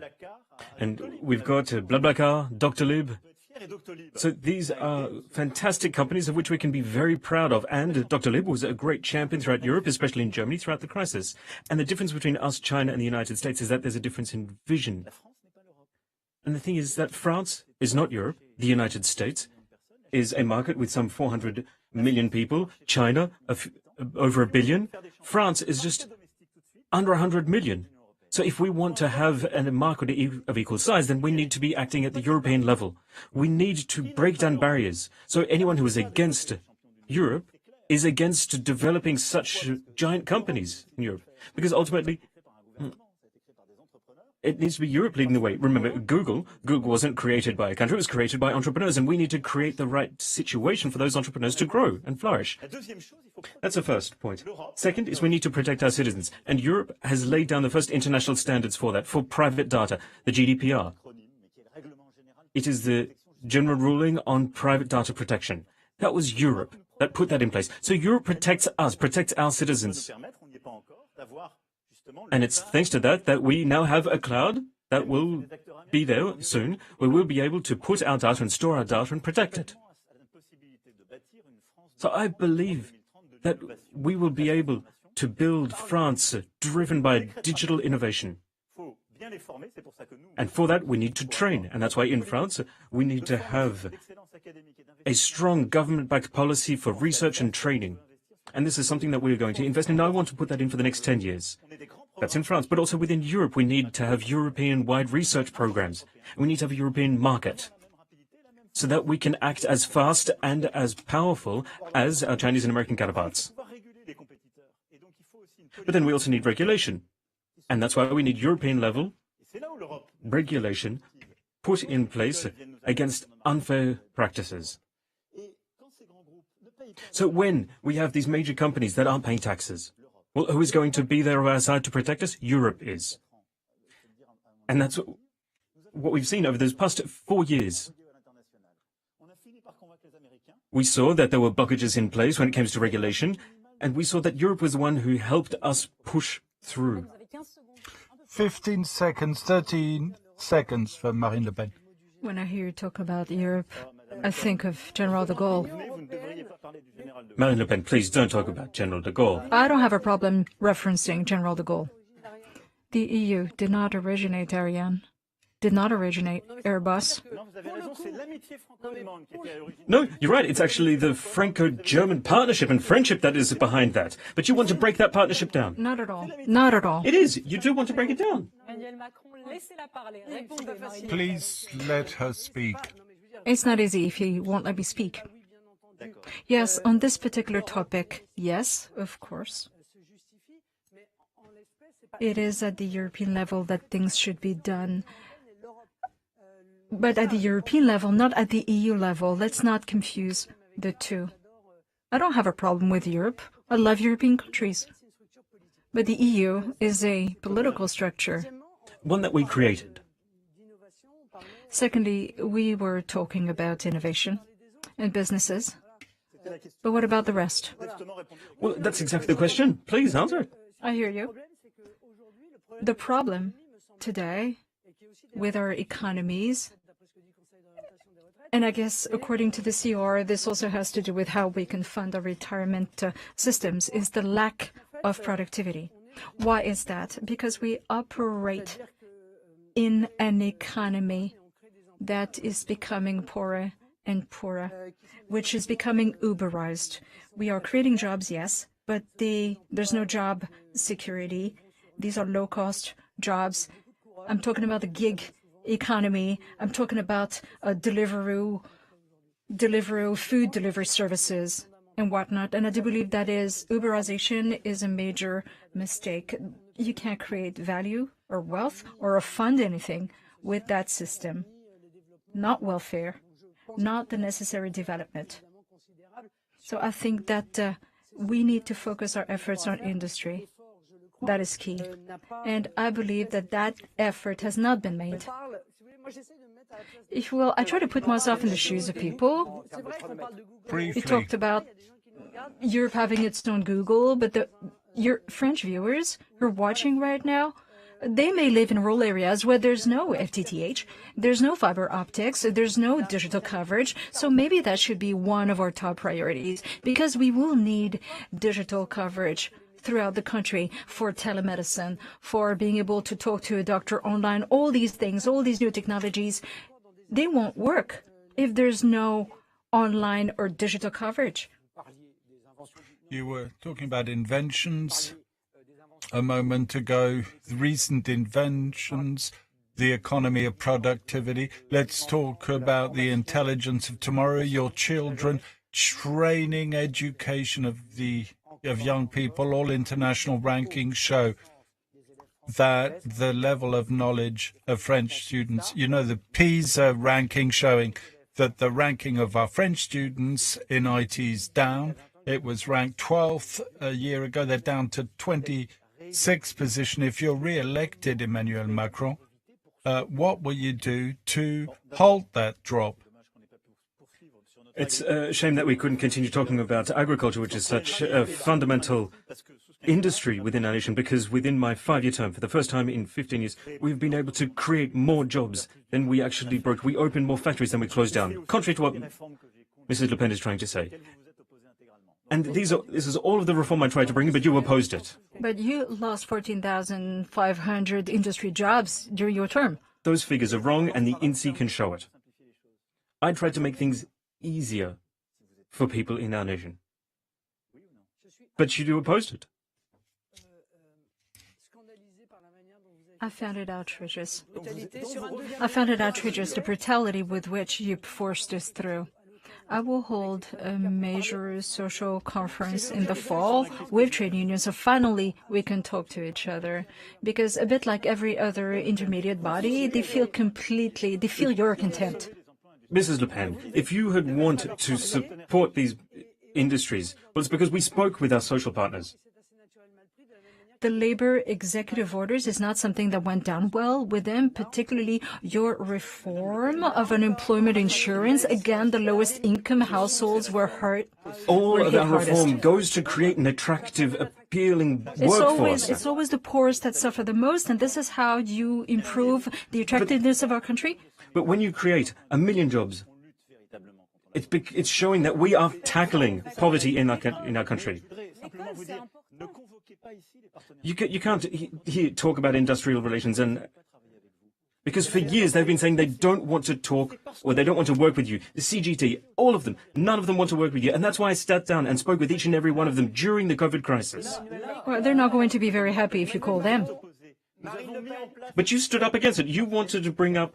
You wanted to put in a system that wouldn't have worked, but I brought in a short-time work system that worked fantastically.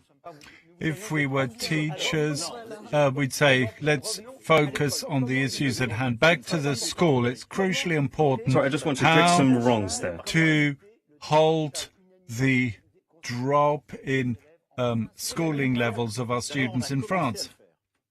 Well, in fact, we've already started to do it.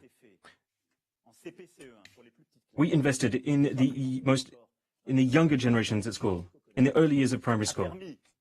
And because of efforts that we put in those early stages, for the children of our nation, those who are struggling the most, we've put in systems to help them catch up. So what I want to do now is continue to invest in schools by ensuring that people study mathematics right up until the end of high school. We want to have a half-hour sports class every day, because sport within school is a fundamental part of learning. We want to also expand education of arts and culture, because I think it is another fundamental part of schooling. We also need to ensure that the junior high, they also get additional funding, so that we can invest right where we have to.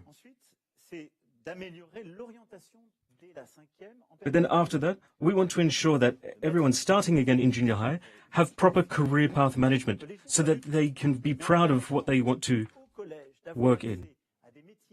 It's about giving them exposure to businesses outside of the schooling world so that they can learn about the world, so that they can know exactly where they want to go with their careers, which would be one way of righting the wrongs that, unfortunately, our younger generations are facing right now. 1/3 of our high school students are currently in vocational training. And I think it's fantastic to see that, because that leads into apprenticeships. There were fewer than 300,000 apprentices every year before I came to term, and now we've increased it to 710,000. And also we can work on universities by ensuring that they lead into jobs. We will continue with free university education. We will also ensure that we can continue to bring in the reduction of retirement contributions for students. Sorry, I'd just like to continue speaking. We have large objectives and targets that we set at national level.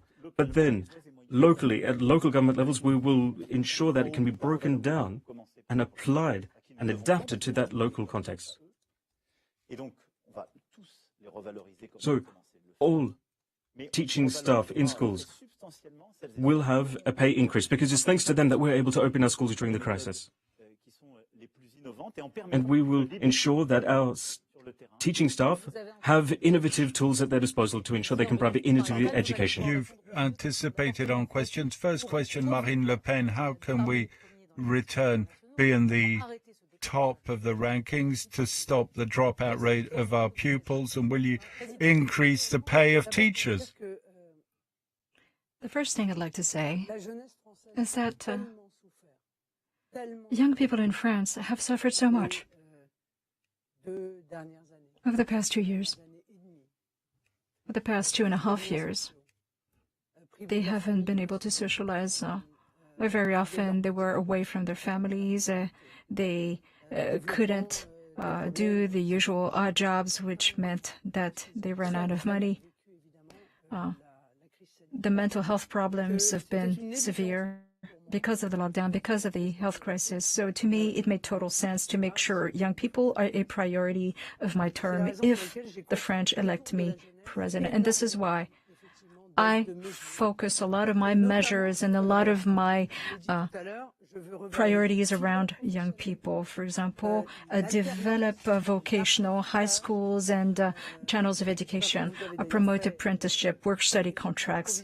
You've done that, Mr. Macron, but these are transitional measures. My measures will be sustainable, but you've done something good. The reform on education will be long-term. Oh, is it? I also want to increase the wages of these work-study beneficiaries and apprentices by 230 euros a month, depending on their age. Secondly, working students need assistance. They need additional income, because those students who actually work at the same time, they're pretty brave. It's not easy to combine the two. They should receive 20% of their wages, up to 200 euros, 300 for bursary beneficiaries. And they need to be able to travel. They need to be able to find jobs. And so during off-peak hours, they should be able to travel for free.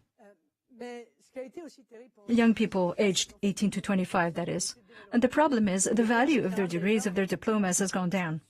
Generally speaking, the value of degrees and diplomas has gone down because the value and what the baccalaureate, the high school graduation exam, what it stands for, has gone down.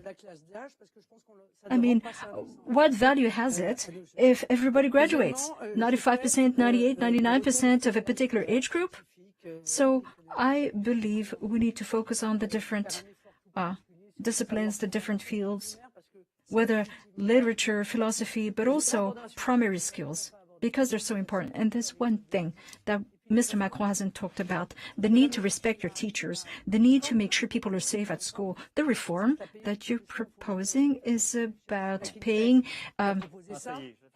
teachers based on their results. Was that a suggestion from McKinsey? No. I wouldn't be surprised. And I do believe that would be completely unfair. As you well know, depending on where teachers work, the academic level of their students differs. I gave a 4,000 euro bonus to these And I've already been increasing pay for everyone else. That's all well and good, but teachers are very unhappy. You basically want to pay them based on the academic level of attainment of their students. I want them to get paid more. 3% more per year. What, you're going to give them more by making them work more? They will get paid more for that extra half day in primary school. So you haven't put that in the budget either? Brilliant. Yes, I have. I have budgeted that. And if you will, this will mean that pupils get to 6th grade, and when they get to 6th grade, they are proficient in the French language, which is not the case today. 20% of 6th grade children don't have the fundamentals.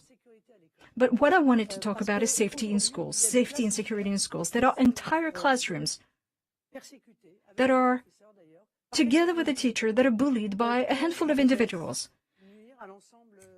Rabble-rousers, bullies, who hurt the entire classroom, who damage the future of the rest of the class, who can't get to work, do their homework, because you need a peaceful environment in order for teachers to pass on their knowledge to the pupils. And you need to show respect for teachers, and we need to stop sweeping those problems under the rug. A lot of teachers feel that they can't voice their concerns because they're not supposed to make waves. And disciplinary bodies in the school system are afraid to impose sanctions and expel those delinquents who are misbehaving. They're free to misbehave as long as that they don't hurt the futures of their classmates. I do believe that schools are the crucible of our republic. It is so important, and this is something that we need to save, because it's fast disappearing. Emmanuel Macron, your response. School. We're just talking about increasing pay for teachers. Let's start with that. Well, we started it in my term, and we'll continue it through to my next term, should the people vote me in for a second term. And also we will ensure that there will be an initial pay grade of just under 2,000 euros. That was one of your promises back in 2017, but it didn't happen. But the 3% you're offering, that won't let us get there either.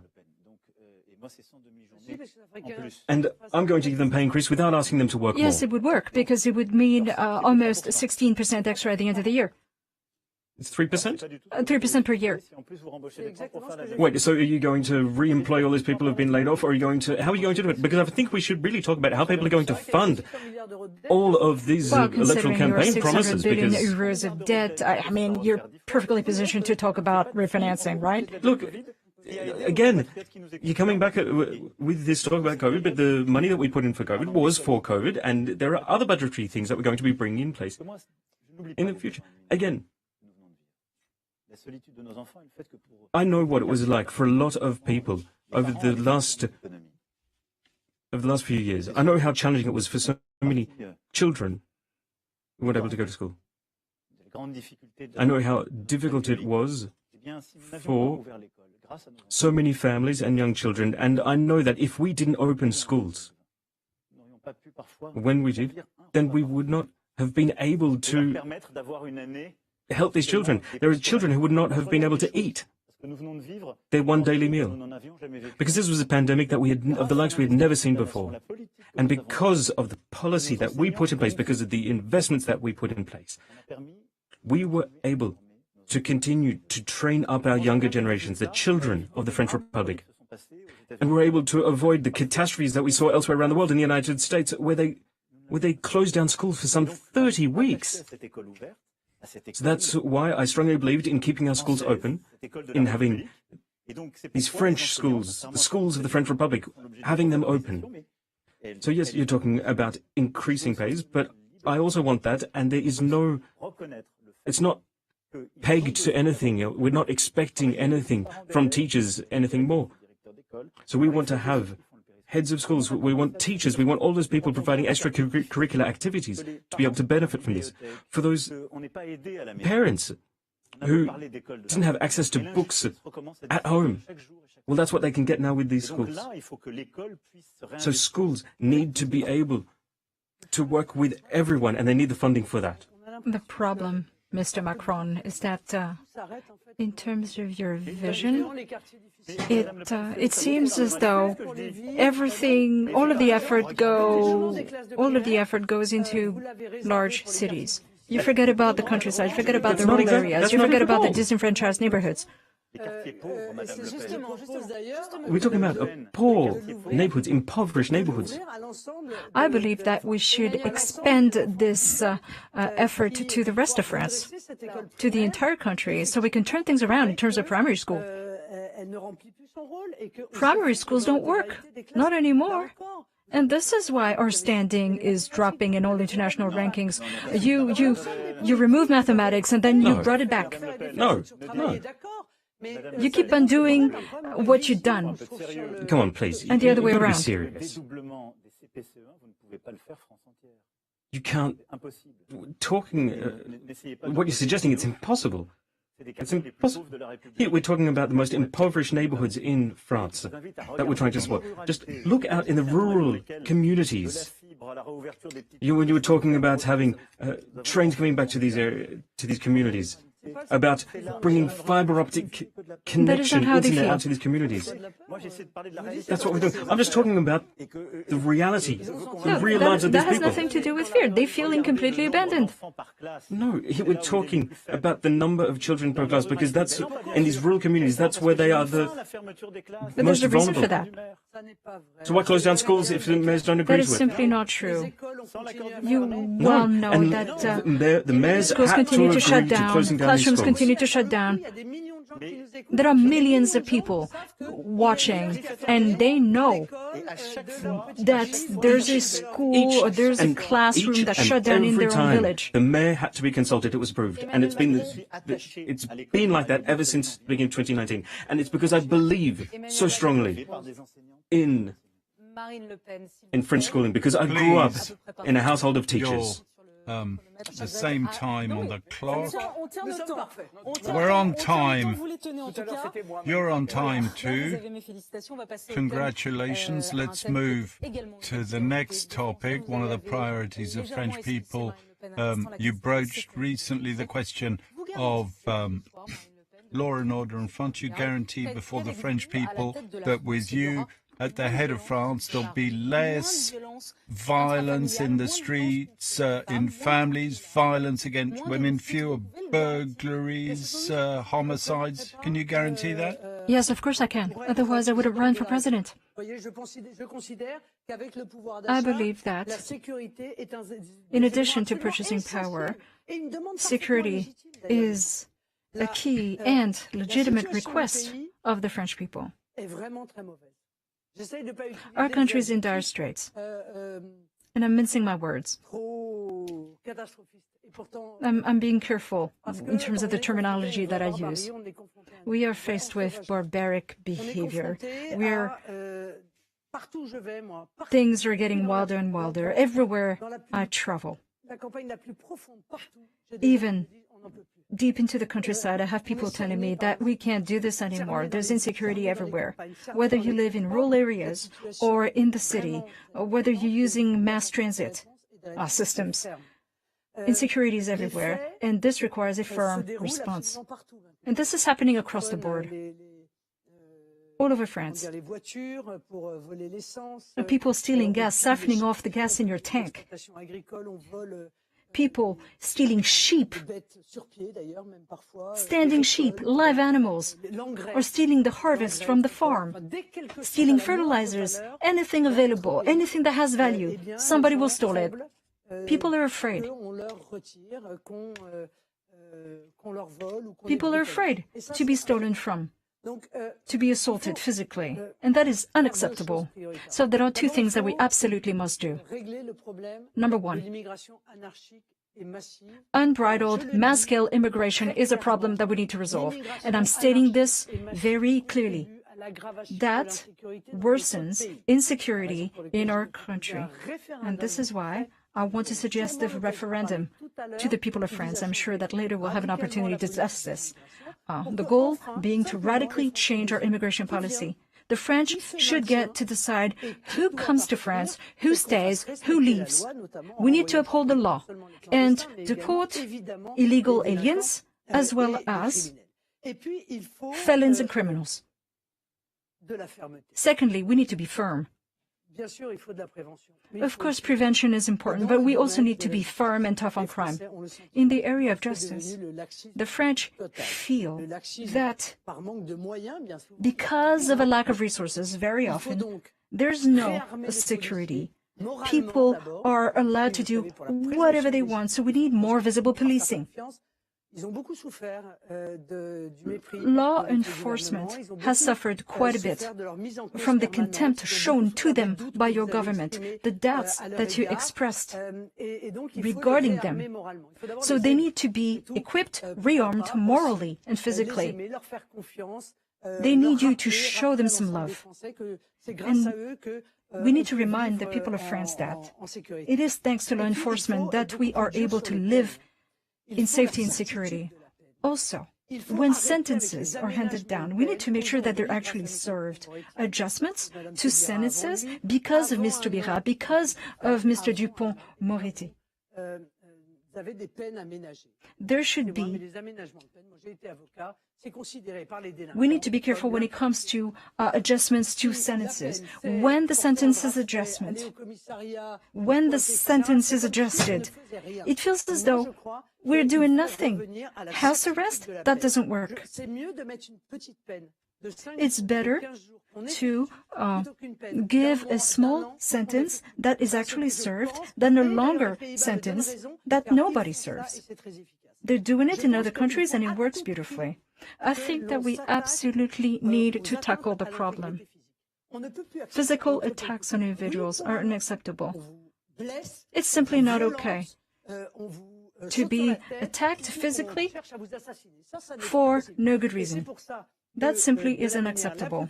And this is why I cannot state this more clearly. I want an end to those sentence adjustments, to all firm 6-month sentences. I have a lot more to say on this topic, obviously. But none of this is possible unless, of course, we build more prisons. I understand that a lot of judges are now going to hand down a sentence if they know that it's not going to be served because there's no space in prisons. So we need more openings in the prison system. 25,000. Marine Le Pen, 5 minutes lead. Same question for Emmanuel Macron. In 27, will you pledge, if you're re-elected, less violence, less crime in this country? Well, I mean, it's a hard question to answer no to, the way you've worded it. Sorry. The unwritten question, what are the resources you're going to deploy to achieve that? I'll talk about that. So yes, we will make sure that we have the right means and resources. Now, I just recall what happened 5 years ago, when we were debating before the first round, when a police officer was shot down.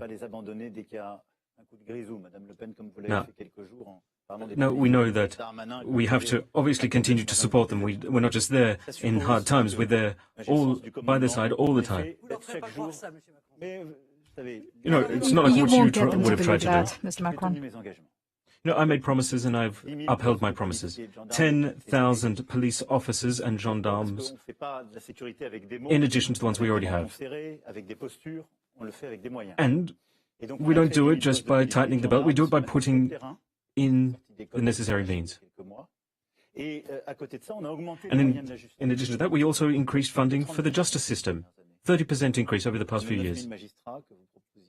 So you said that we're going to employ more judges? Well, we're doing that. So we are putting means in place so that we can reduce petty crime, and we have reduced petty crime. The figures are there, statistics there to show us that all of the work that our police officers are doing on the ground is already bearing fruit. All of the work that we're doing to counter terrorism. There were 30-odd terrorist attacks that were foiled because of all of our fantastic work. Now, that is a topic that you've clearly wanted to avoid, but it is something that we have made considerable progress on. If I could just focus on a few key points so that we could really show exactly everything that we have done over these past few years. The murder of women. Predominantly something that occurs within the family, or within homes. But we have worked to tackle that.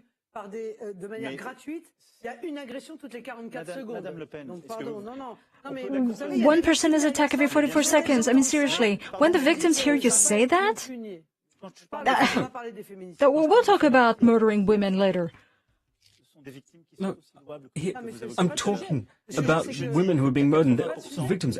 But that's not what we're talking about. 80% of such violence occurs within the family sphere. And all of these lives, these are lives of people, and every life counts. Your track record speaks for itself. What I'm trying to say is that we've been training police officers to identify these sorts of crimes so that they don't just try and sweep it under the rug. Because what used to happen in the past no longer happens now. People used to just go into the police station and they would make a stat declaration, and then that would be it. And then there wouldn't be any investigation afterwards. But now that changes. And we're changing with our police officers, with the justice system. But we are using ways to keep violent people away from their family. We have put in place measures to do that. And with all of the reform that we've put in place, that took a lot of work, and we have put that in place. And with all of the budgets that we have set up, and we already have the upcoming budget, we'll be able to create 200 additional gendarme brigades for the rural areas of France. So these brigades, they will be there to ensure stability across the nation by tackling drugs, everything that we've been ramping up since 2018, but also for general misdemeanors.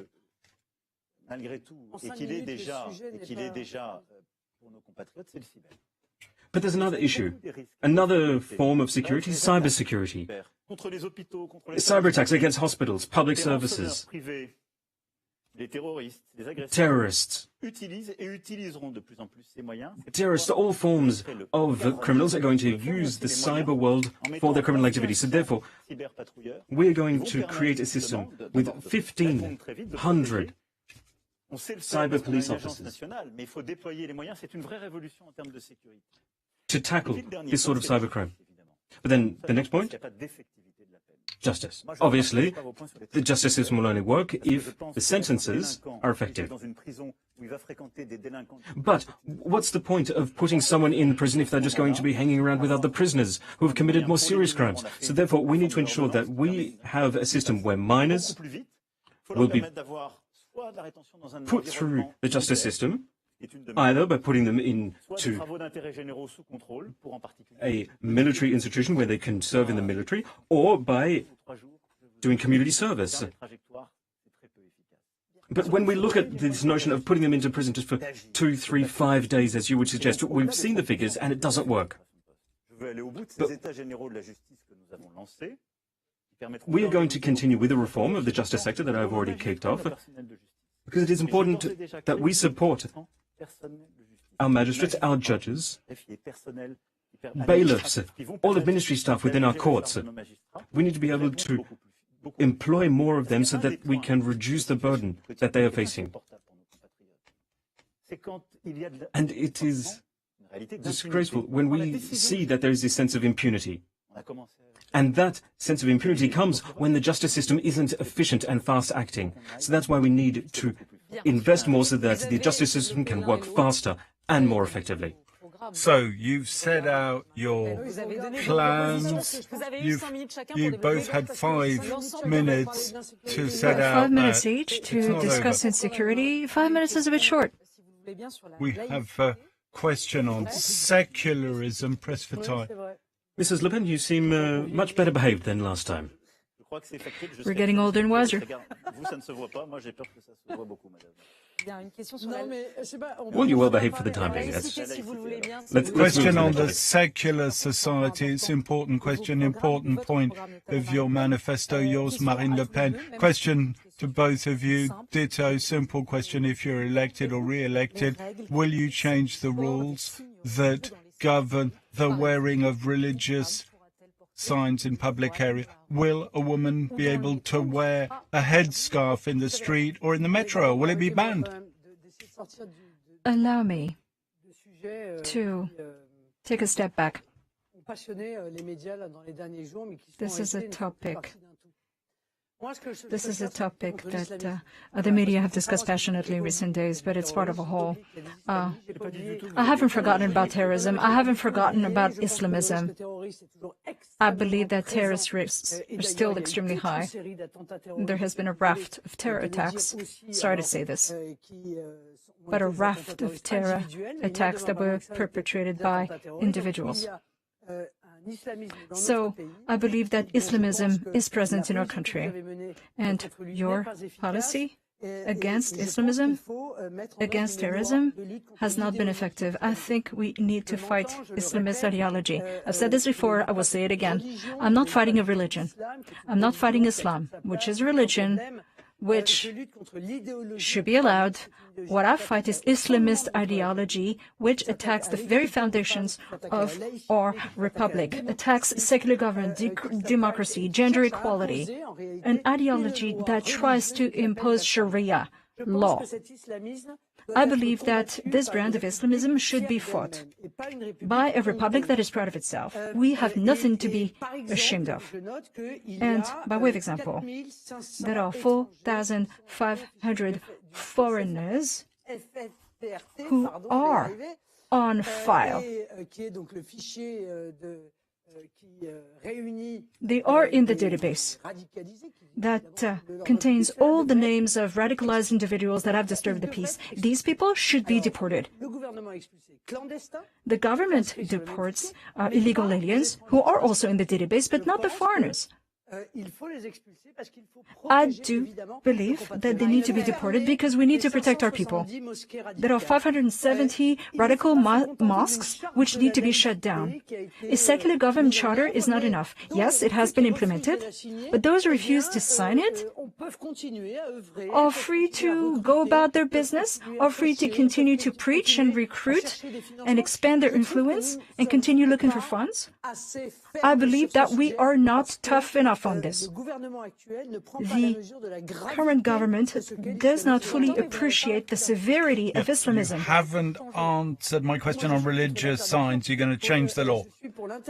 I believe in banning hijab in public areas. I cannot state this any clearer. I do believe that headscarves, hijab, is a uniform that is imposed on women by Islamists. And a lot of young women who wear it have no other way. They may not dare say it, but they are forced to wear it because they're isolated. Because otherwise they would be insulted, attacked, harassed, because they are being sidelined and accused of being impure. I believe that is the term. Such a situation is unacceptable in our country. We need to free those women. We need to push back against Islamism. And I do believe we need to ban hijab in public areas.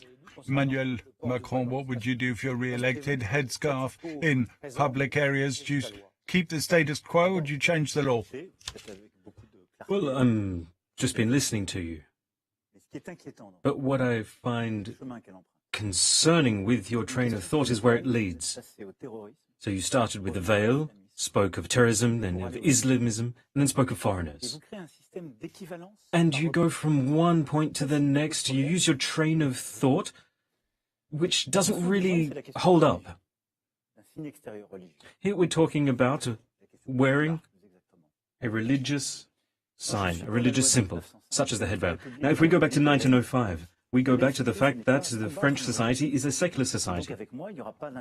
So therefore, with me as president, we won't ban the head veil, the kippah, we won't ban any form of religious sign in the public space. Because if you go down your avenue, then you will ban all forms of religious signs. You have not read my proposal then. No, whatever you say, you must come back to the French constitution. Because even if you are elected, which I don't wish to see, you will still have to abide by the Constitution. And according to the Constitution, we have to abide by secular society. It is a form of liberty and freedom. So, within schools, there is no veil. It's because we're shaping minds. And in those spaces, in schools, yes, the veil is banned because we're trying to create minds, shape minds for the future. But in the open streets, if you apply this ban in the suburbs, then you are just going to create civil war.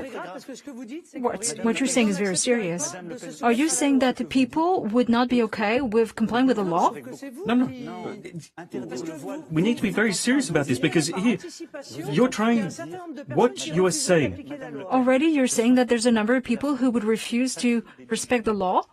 But what I'm trying to say is that France, the nation of the Enlightenment, is a country in which we have a ban, the first country in the world. The first country in the world where we would put a ban on such religious signs. That's the France you want to have. We will have been the first country in the world to have implemented many different legislations, Mr. Macron. But legislation to provide freedoms. You are creating a form of This law is a which law would that just protects freedom. reject others. But what did you say about headscarves a couple of years ago? Have you changed your mind again? No, I haven't changed. Change tag. Here, the France that you want to create is not one of universal ideals. Imagine your France. You would have police officers running down the streets, chasing down girls wearing hijabs or boys wearing the kippah. That's the France that you want to As many as law have. enforcement officers who hassle people about wearing and not wearing masks.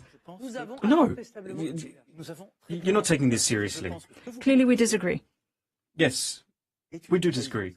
Because I think the France that you want to propose is one that goes against the On the very contrary, I ideals. do believe that this legislation would defend the French Republic.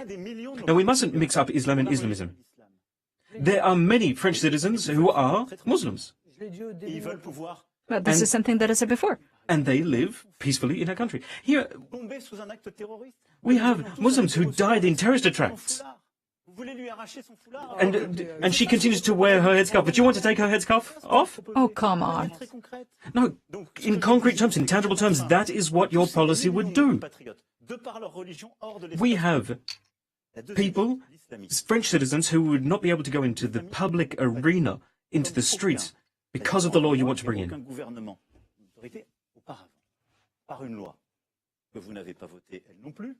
So we have a law in France that we voted, you didn't vote on it, a law that reiterates the principles of the French Republic. Absolutely nothing, sir. Absolutely nothing. It did actually serve something, because we were able to shut down a number of not-for-profit organizations which went against the principles of the French Republic. We were able to close down those schools who were trying to spread Sharia law on French soil. We were able to close them down. There were other organizations, far-right organizations, who also went against the French principles. Now, you've come up with these figures about of the 2,600 places of religion, there are 98% of those sites, a percentage of them were suspected for being extremist. And 23 of them were closed down. All of the others are still being assessed. Now, before we brought in this law, we couldn't have done that.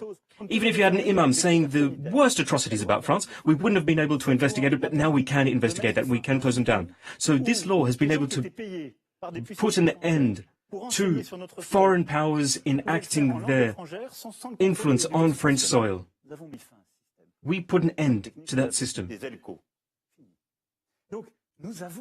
So we have made progress. And we continue to fight against radical Islamism. But that's exactly what my platform seeks to do. No, the difference is we don't confuse the two, we don't mix up Islam and Islamism. That's exactly what my proposed legislation will do. And again, many thanks for this opportunity to remind the Muslims that I'm not waging a war against their religion. In a number of cases, as it happens, Muslims are the prime victims of Islamists. The people who live in those neighborhoods which are being held by Islamists and thugs are the prime victims of such crimes. And I believe we need to defend a secular government and gender equality. We need to fight Islamism using legislation that targets only them. At least things will be clear. But the figures that are provided, fortunately, are real. They are true. They come from the authorities. 570 radical Muslims, that's what the figures say. Your legislation was useless. You set up a secular government charter. So I just told you exactly what we're doing, and the mayors are doing fantastic work with the secular charter. But what happened?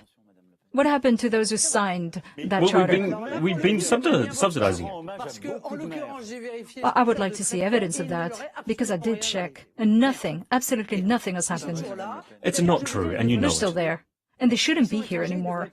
If they're foreigners, if they're aliens, they should go home. They should be deported.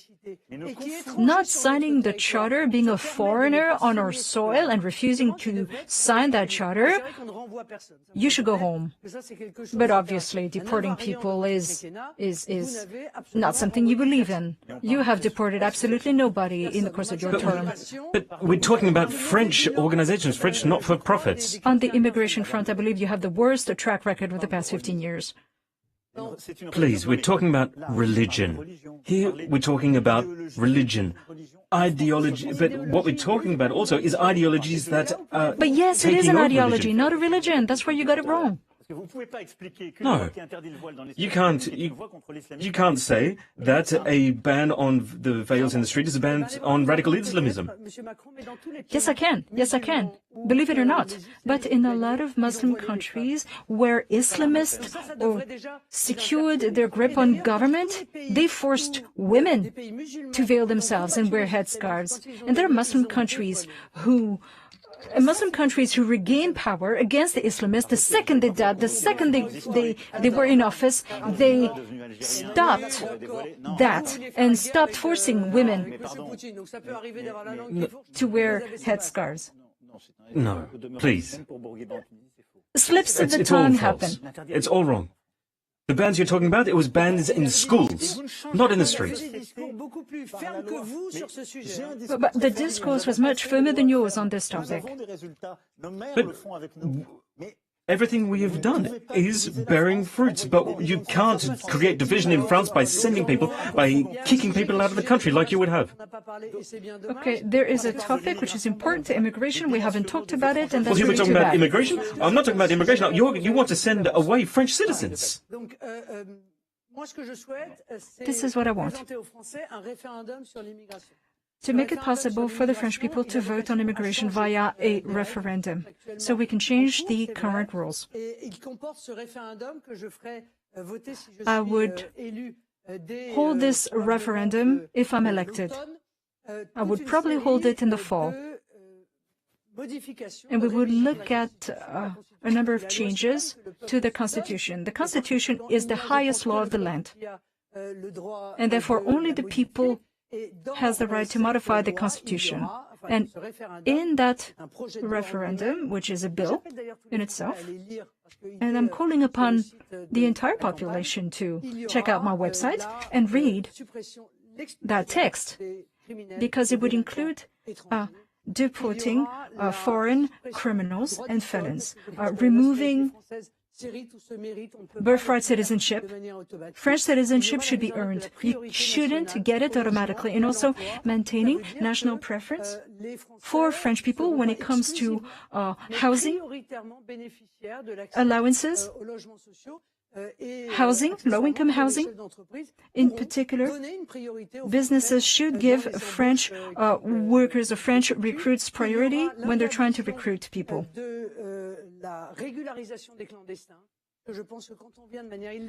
Sorting out administratively illegal aliens should be banned.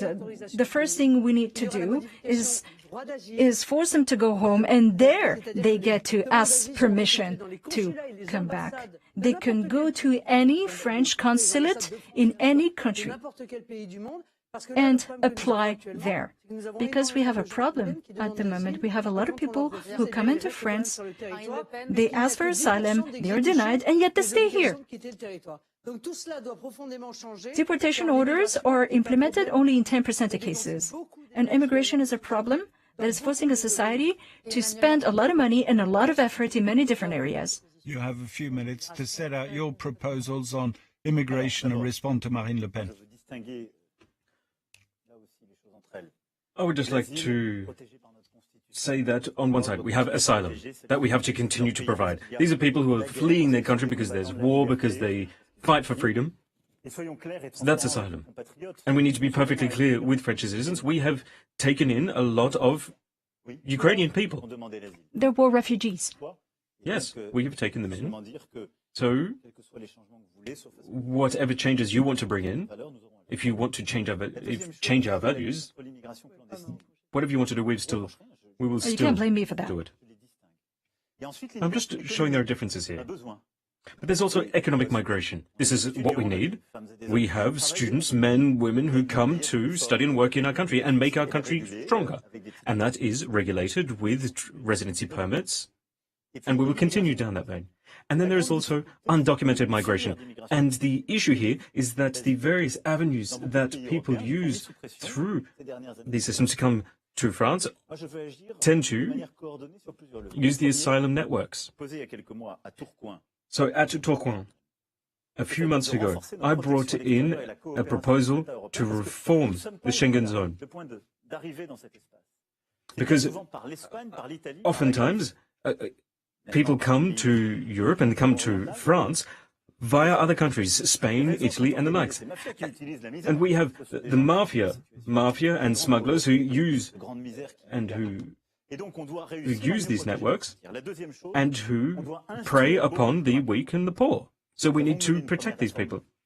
Another reform is that we're reforming to reduce the time it takes to process applications. Now, COVID, unfortunately, impeded upon our work as part of that reform, but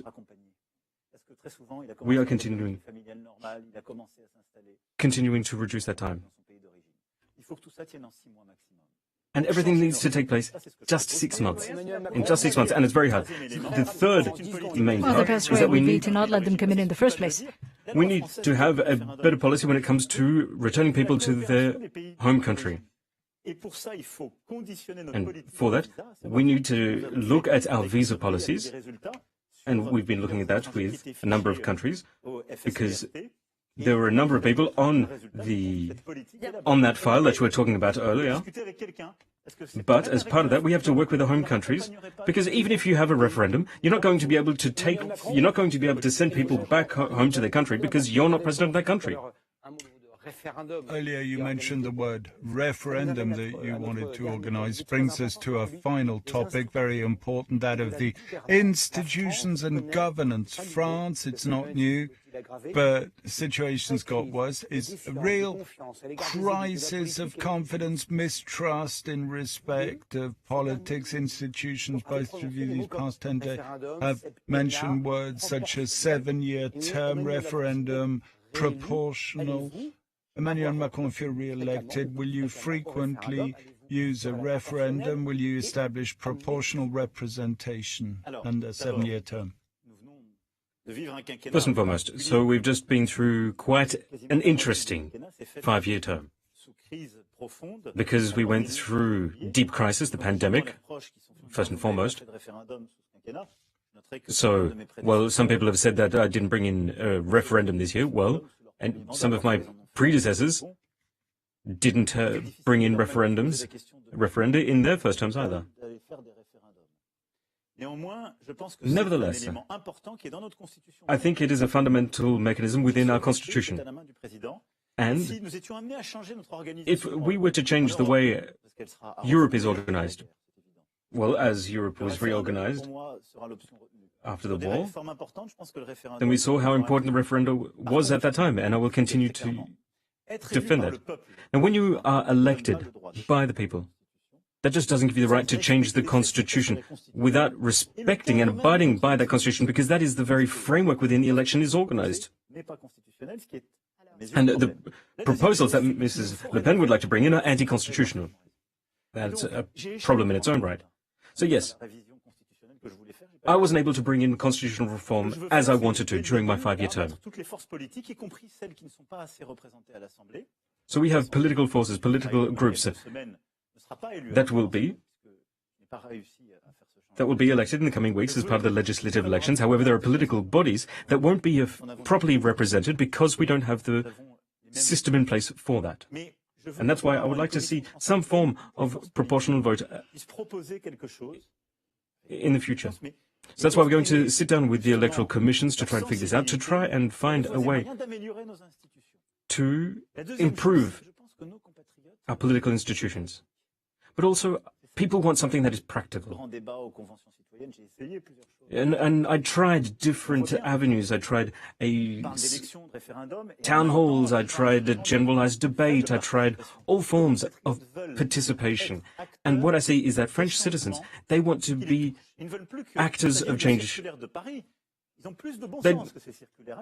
Oftentimes, we think it's a top-down measure, but they have far better common sense than we do on a number of topics, and that's why it's important that we look at how power is practiced within our nation. So we're going to bring in reform, and we're going to set the overall strategic guidelines at the national level, but then it will be at the local level where they will be able to implement those decisions under the guidance of the local prefects. Minutes lead. Marine Le Pen, same question. How do you combat this democratic crisis? Proportional representation, the representation. A transpartisan committee? Are you trying to reinvent the National Assembly? But you just want to change everything without changing the Constitution and not by abiding the Constitution. A place where parties talk to each other? It's called the National Assembly. You put that aside for 5 years. Anyway. There was consultation and votes every time. What I want is for democracy to be reborn. We need a democratic renaissance. We want the National Assembly to have more powers. But we also need to actually implement the Citizens' Initiative referendum, or IC. I want 500,000 French people to either be able to submit to the French people for approval either the possibility of abrogating a law or submitting to them a bill. This is a message from the Yellow Vest crisis. What they wanted was more democracy, but they weren't heard regarding proportional voting. You didn't want to implement it. I still don't understand why. Because at the end of the day, the National Assembly has the final word when it comes to proportional voting. So you could have pushed that through. You chose not to. I believe that the main problem is, after your 5-year term, is the lack of unity. You have divided the country. People feel your contempt. They feel that you're not hearing them. You're not listening to them. You do not consult with them. And when they do say something, you push them away with your harsh words. Your words have been brutal. Let's put it this way. You have divided this country. We need to rebuild France and bring people together. I believe in a democratic renaissance via a citizens' initiative referendum. Only then can we restore unity to our country, when everybody feels respected and heard, when every vote counts, when every voice heard, when everybody has their own representative, including the minorities. Once again, it's not about deciding who will sit at the National Assembly. Minorities should be represented there as well. I also want to revise the Constitution because in my citizens' initiative referendum on immigration, there's going to be a constitutional revision. I will invoke Article 11. I'm stating this very clearly. The same way that General de Gaulle did in 1962. And he explained why. The supreme law of the people. It's in our Constitution. The only sovereign authority in our country is the people, not the Conseil Constitutionnel. The people is sovereign. And because the Constitution is the highest law of the land, only the people get to change it. How do we do that? Through a referendum, particularly when the National Assembly and the Senate are not representative of the French people. Let us love and protect democracy. No. What you have just suggested would completely eradicate the National Assembly. That is not at all what I'm doing. No, so you have just put in place a system that would completely sidestep the Parliament.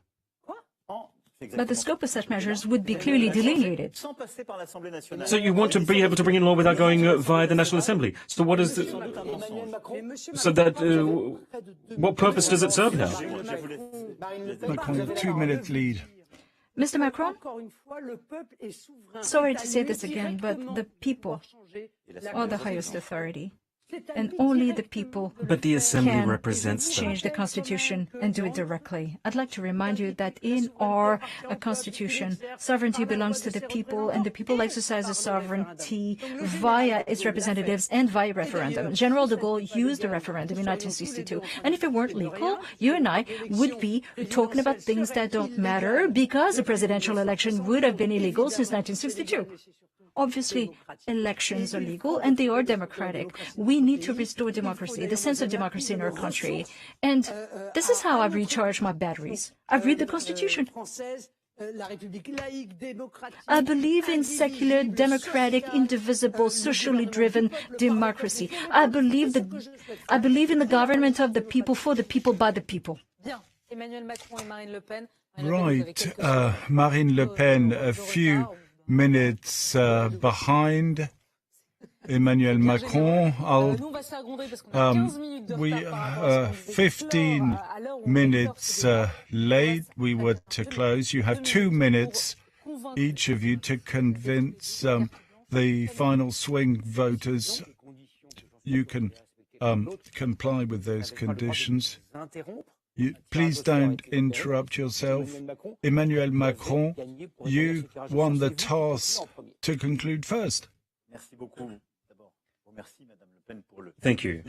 Thank you to Mrs. Le Pen as well for the lively debate that we have had this evening, and your party and the history and the political stance of your party is something that I take note of, but I also respect you as a person. And this evening we spoke about a number of topics, essential topics for so many of our French citizens. But there were many topics that we weren't able to talk about, such as disabilities, gender equality, our overseas territories. I could go on and on with such a lengthy list of topics that we did not get to broach. However, yes, we do disagree on a number of topics, but this election is, in a way, a referendum for the European Union, this partnership between France and Germany.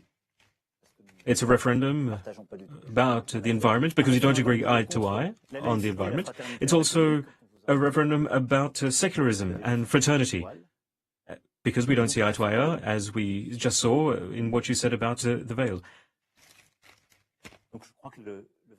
So I believe that on the 24th of April, it's a clear decision that needs to be made. So I have 40 seconds.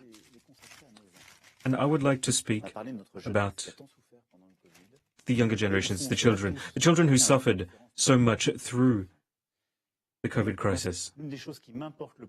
And one thing which really carries me forward is that I want to build a better world.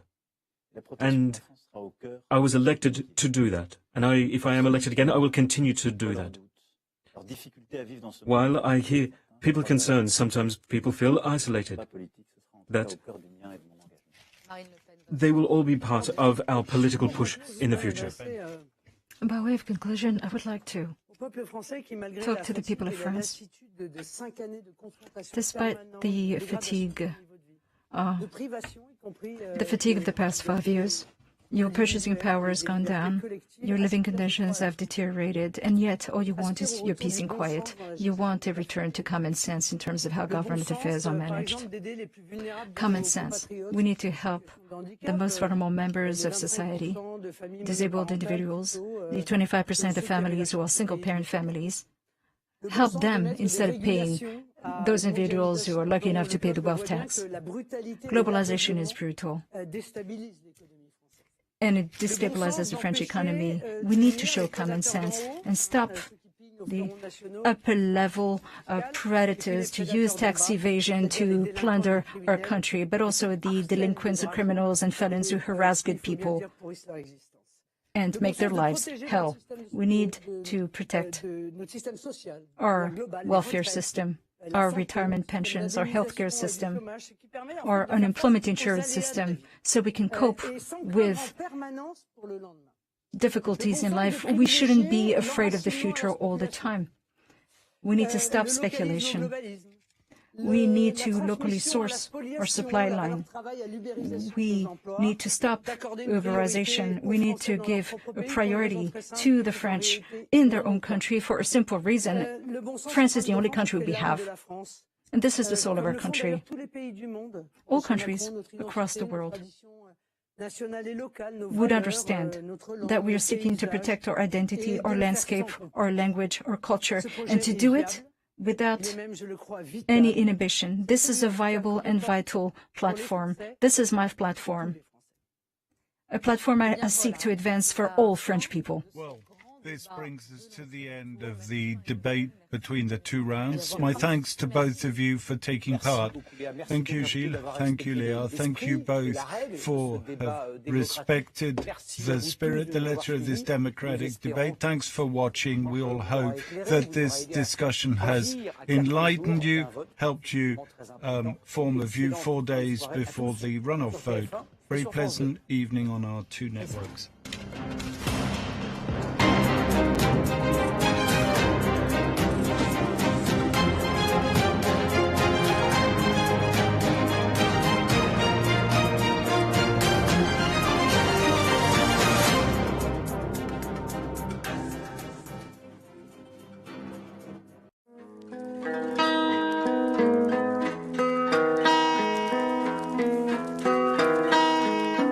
Θα μου κόψεις το επίδομα στα αρχίδια μου. Για τα λεφτά δεν θα πουλήσω την ψυχή μου.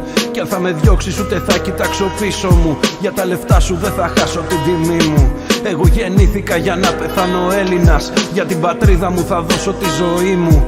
Δεν είμαι σαν εσένα μιας πουτάς γέννημα. Κουμαντο κάνω μόνο εγώ για το κορμί μου. Μήπως δεν άκουσες ή δεν κατάλαβες? Κοίταξε γύρω σου πως έφτασε η ώρα. Πάρ' τους 300 σου κι όσους σε πρόσκυναν πριν δεις το κύμα του λαού άλλαξε χώρα. Μήπως δεν άκουσες ή δεν κατάλαβες? Η γαλανόλευκη για μας είναι η ζωή μας. Πάρ' τους φασίστες σου γιατί είμαστε Έλληνες κι η επανάσταση πηγάζει από την ψυχή μας. Μη αφήσεις τη χώρα σου να χάσει το χαρακτήρα της και να μετατραπεί σε μάζα ανθρώπων χωρίς συνείδηση, χωρίς εθνικότητα και χωρίς ταυτότητα. Μέσα σε αυτή τη μάζα κινδυνεύεις να γίνεις ένα νούμερο, ένας αριθμός, να χάσεις την ελευθερία της προσωπικότητάς σου. Αδελφοί, μείνατε Εβραίοι και αμετακίνητοι σε όσα μάθατε και σε όσα επισκόπητε. Μείνατε σταθεροί στη Δύση και στα ιδανικά του γένους. Σε αυτό το έδαφος που είναι ελληνικό, πίσω στο παρελθόν χύθηκε αίμα γι' αυτό για να είμαι ελεύθερος. Και τα παιδιά μου κι εγώ είναι για μένα ιερός. Αυτό να πνέω και ζω σε αυτό το έδαφος που εγώ μεγάλωσα. Σε αυτό γεννήθηκε και η δημοκρατία. και οι προγόνοι μου γι' αυτό πολέμησαν. Για μια οικογένεια, μια πατρίδα, μια θρησκεία. Μήπως δεν άκουσες ή δεν κατάλαβες? Η γαλανόλευκη για μας είναι η ζωή μας. Πάρ' τους φασίστες σου γιατί είμαστε Έλληνες και η επανάσταση πηγάζει από την ψυχή μας. Μήπως δεν άκουσες ή δεν κατάλαβες? Κοίταξε γύρω σου πως έφτασε η ώρα. Πάρ' τους 300 σου κι όσους σε πρόσκυναν πριν δεις το κύμα του λαού άλλαξε χώρα. Μήπως δεν άκουσες ή δεν κατάλαβες? Η γαλανόλευκη για μας είναι η ζωή μας. Πάρ' τους φασίστες σου γιατί είμαστε Έλληνες και η επανάσταση πηγάζει από την ψυχή μας. Μήπως δεν άκουσες ή δεν κατάλαβες? Κοίταξε γύρω σου πως έφτασε η ώρα. Πάρ' τους 300 σου κι όσους σε πρόσκυναν πριν δεις το κύμα του λαού άλλαξε χώρα. Μήπως δεν άκουσες ή δεν κατάλαβες? Η γαλανόλευκη για μας είναι η ζωή μας. Πάρ' τους φασίστες σου γιατί είμαστε Έλληνες και η επανάσταση πηγάζει από την ψυχή μας.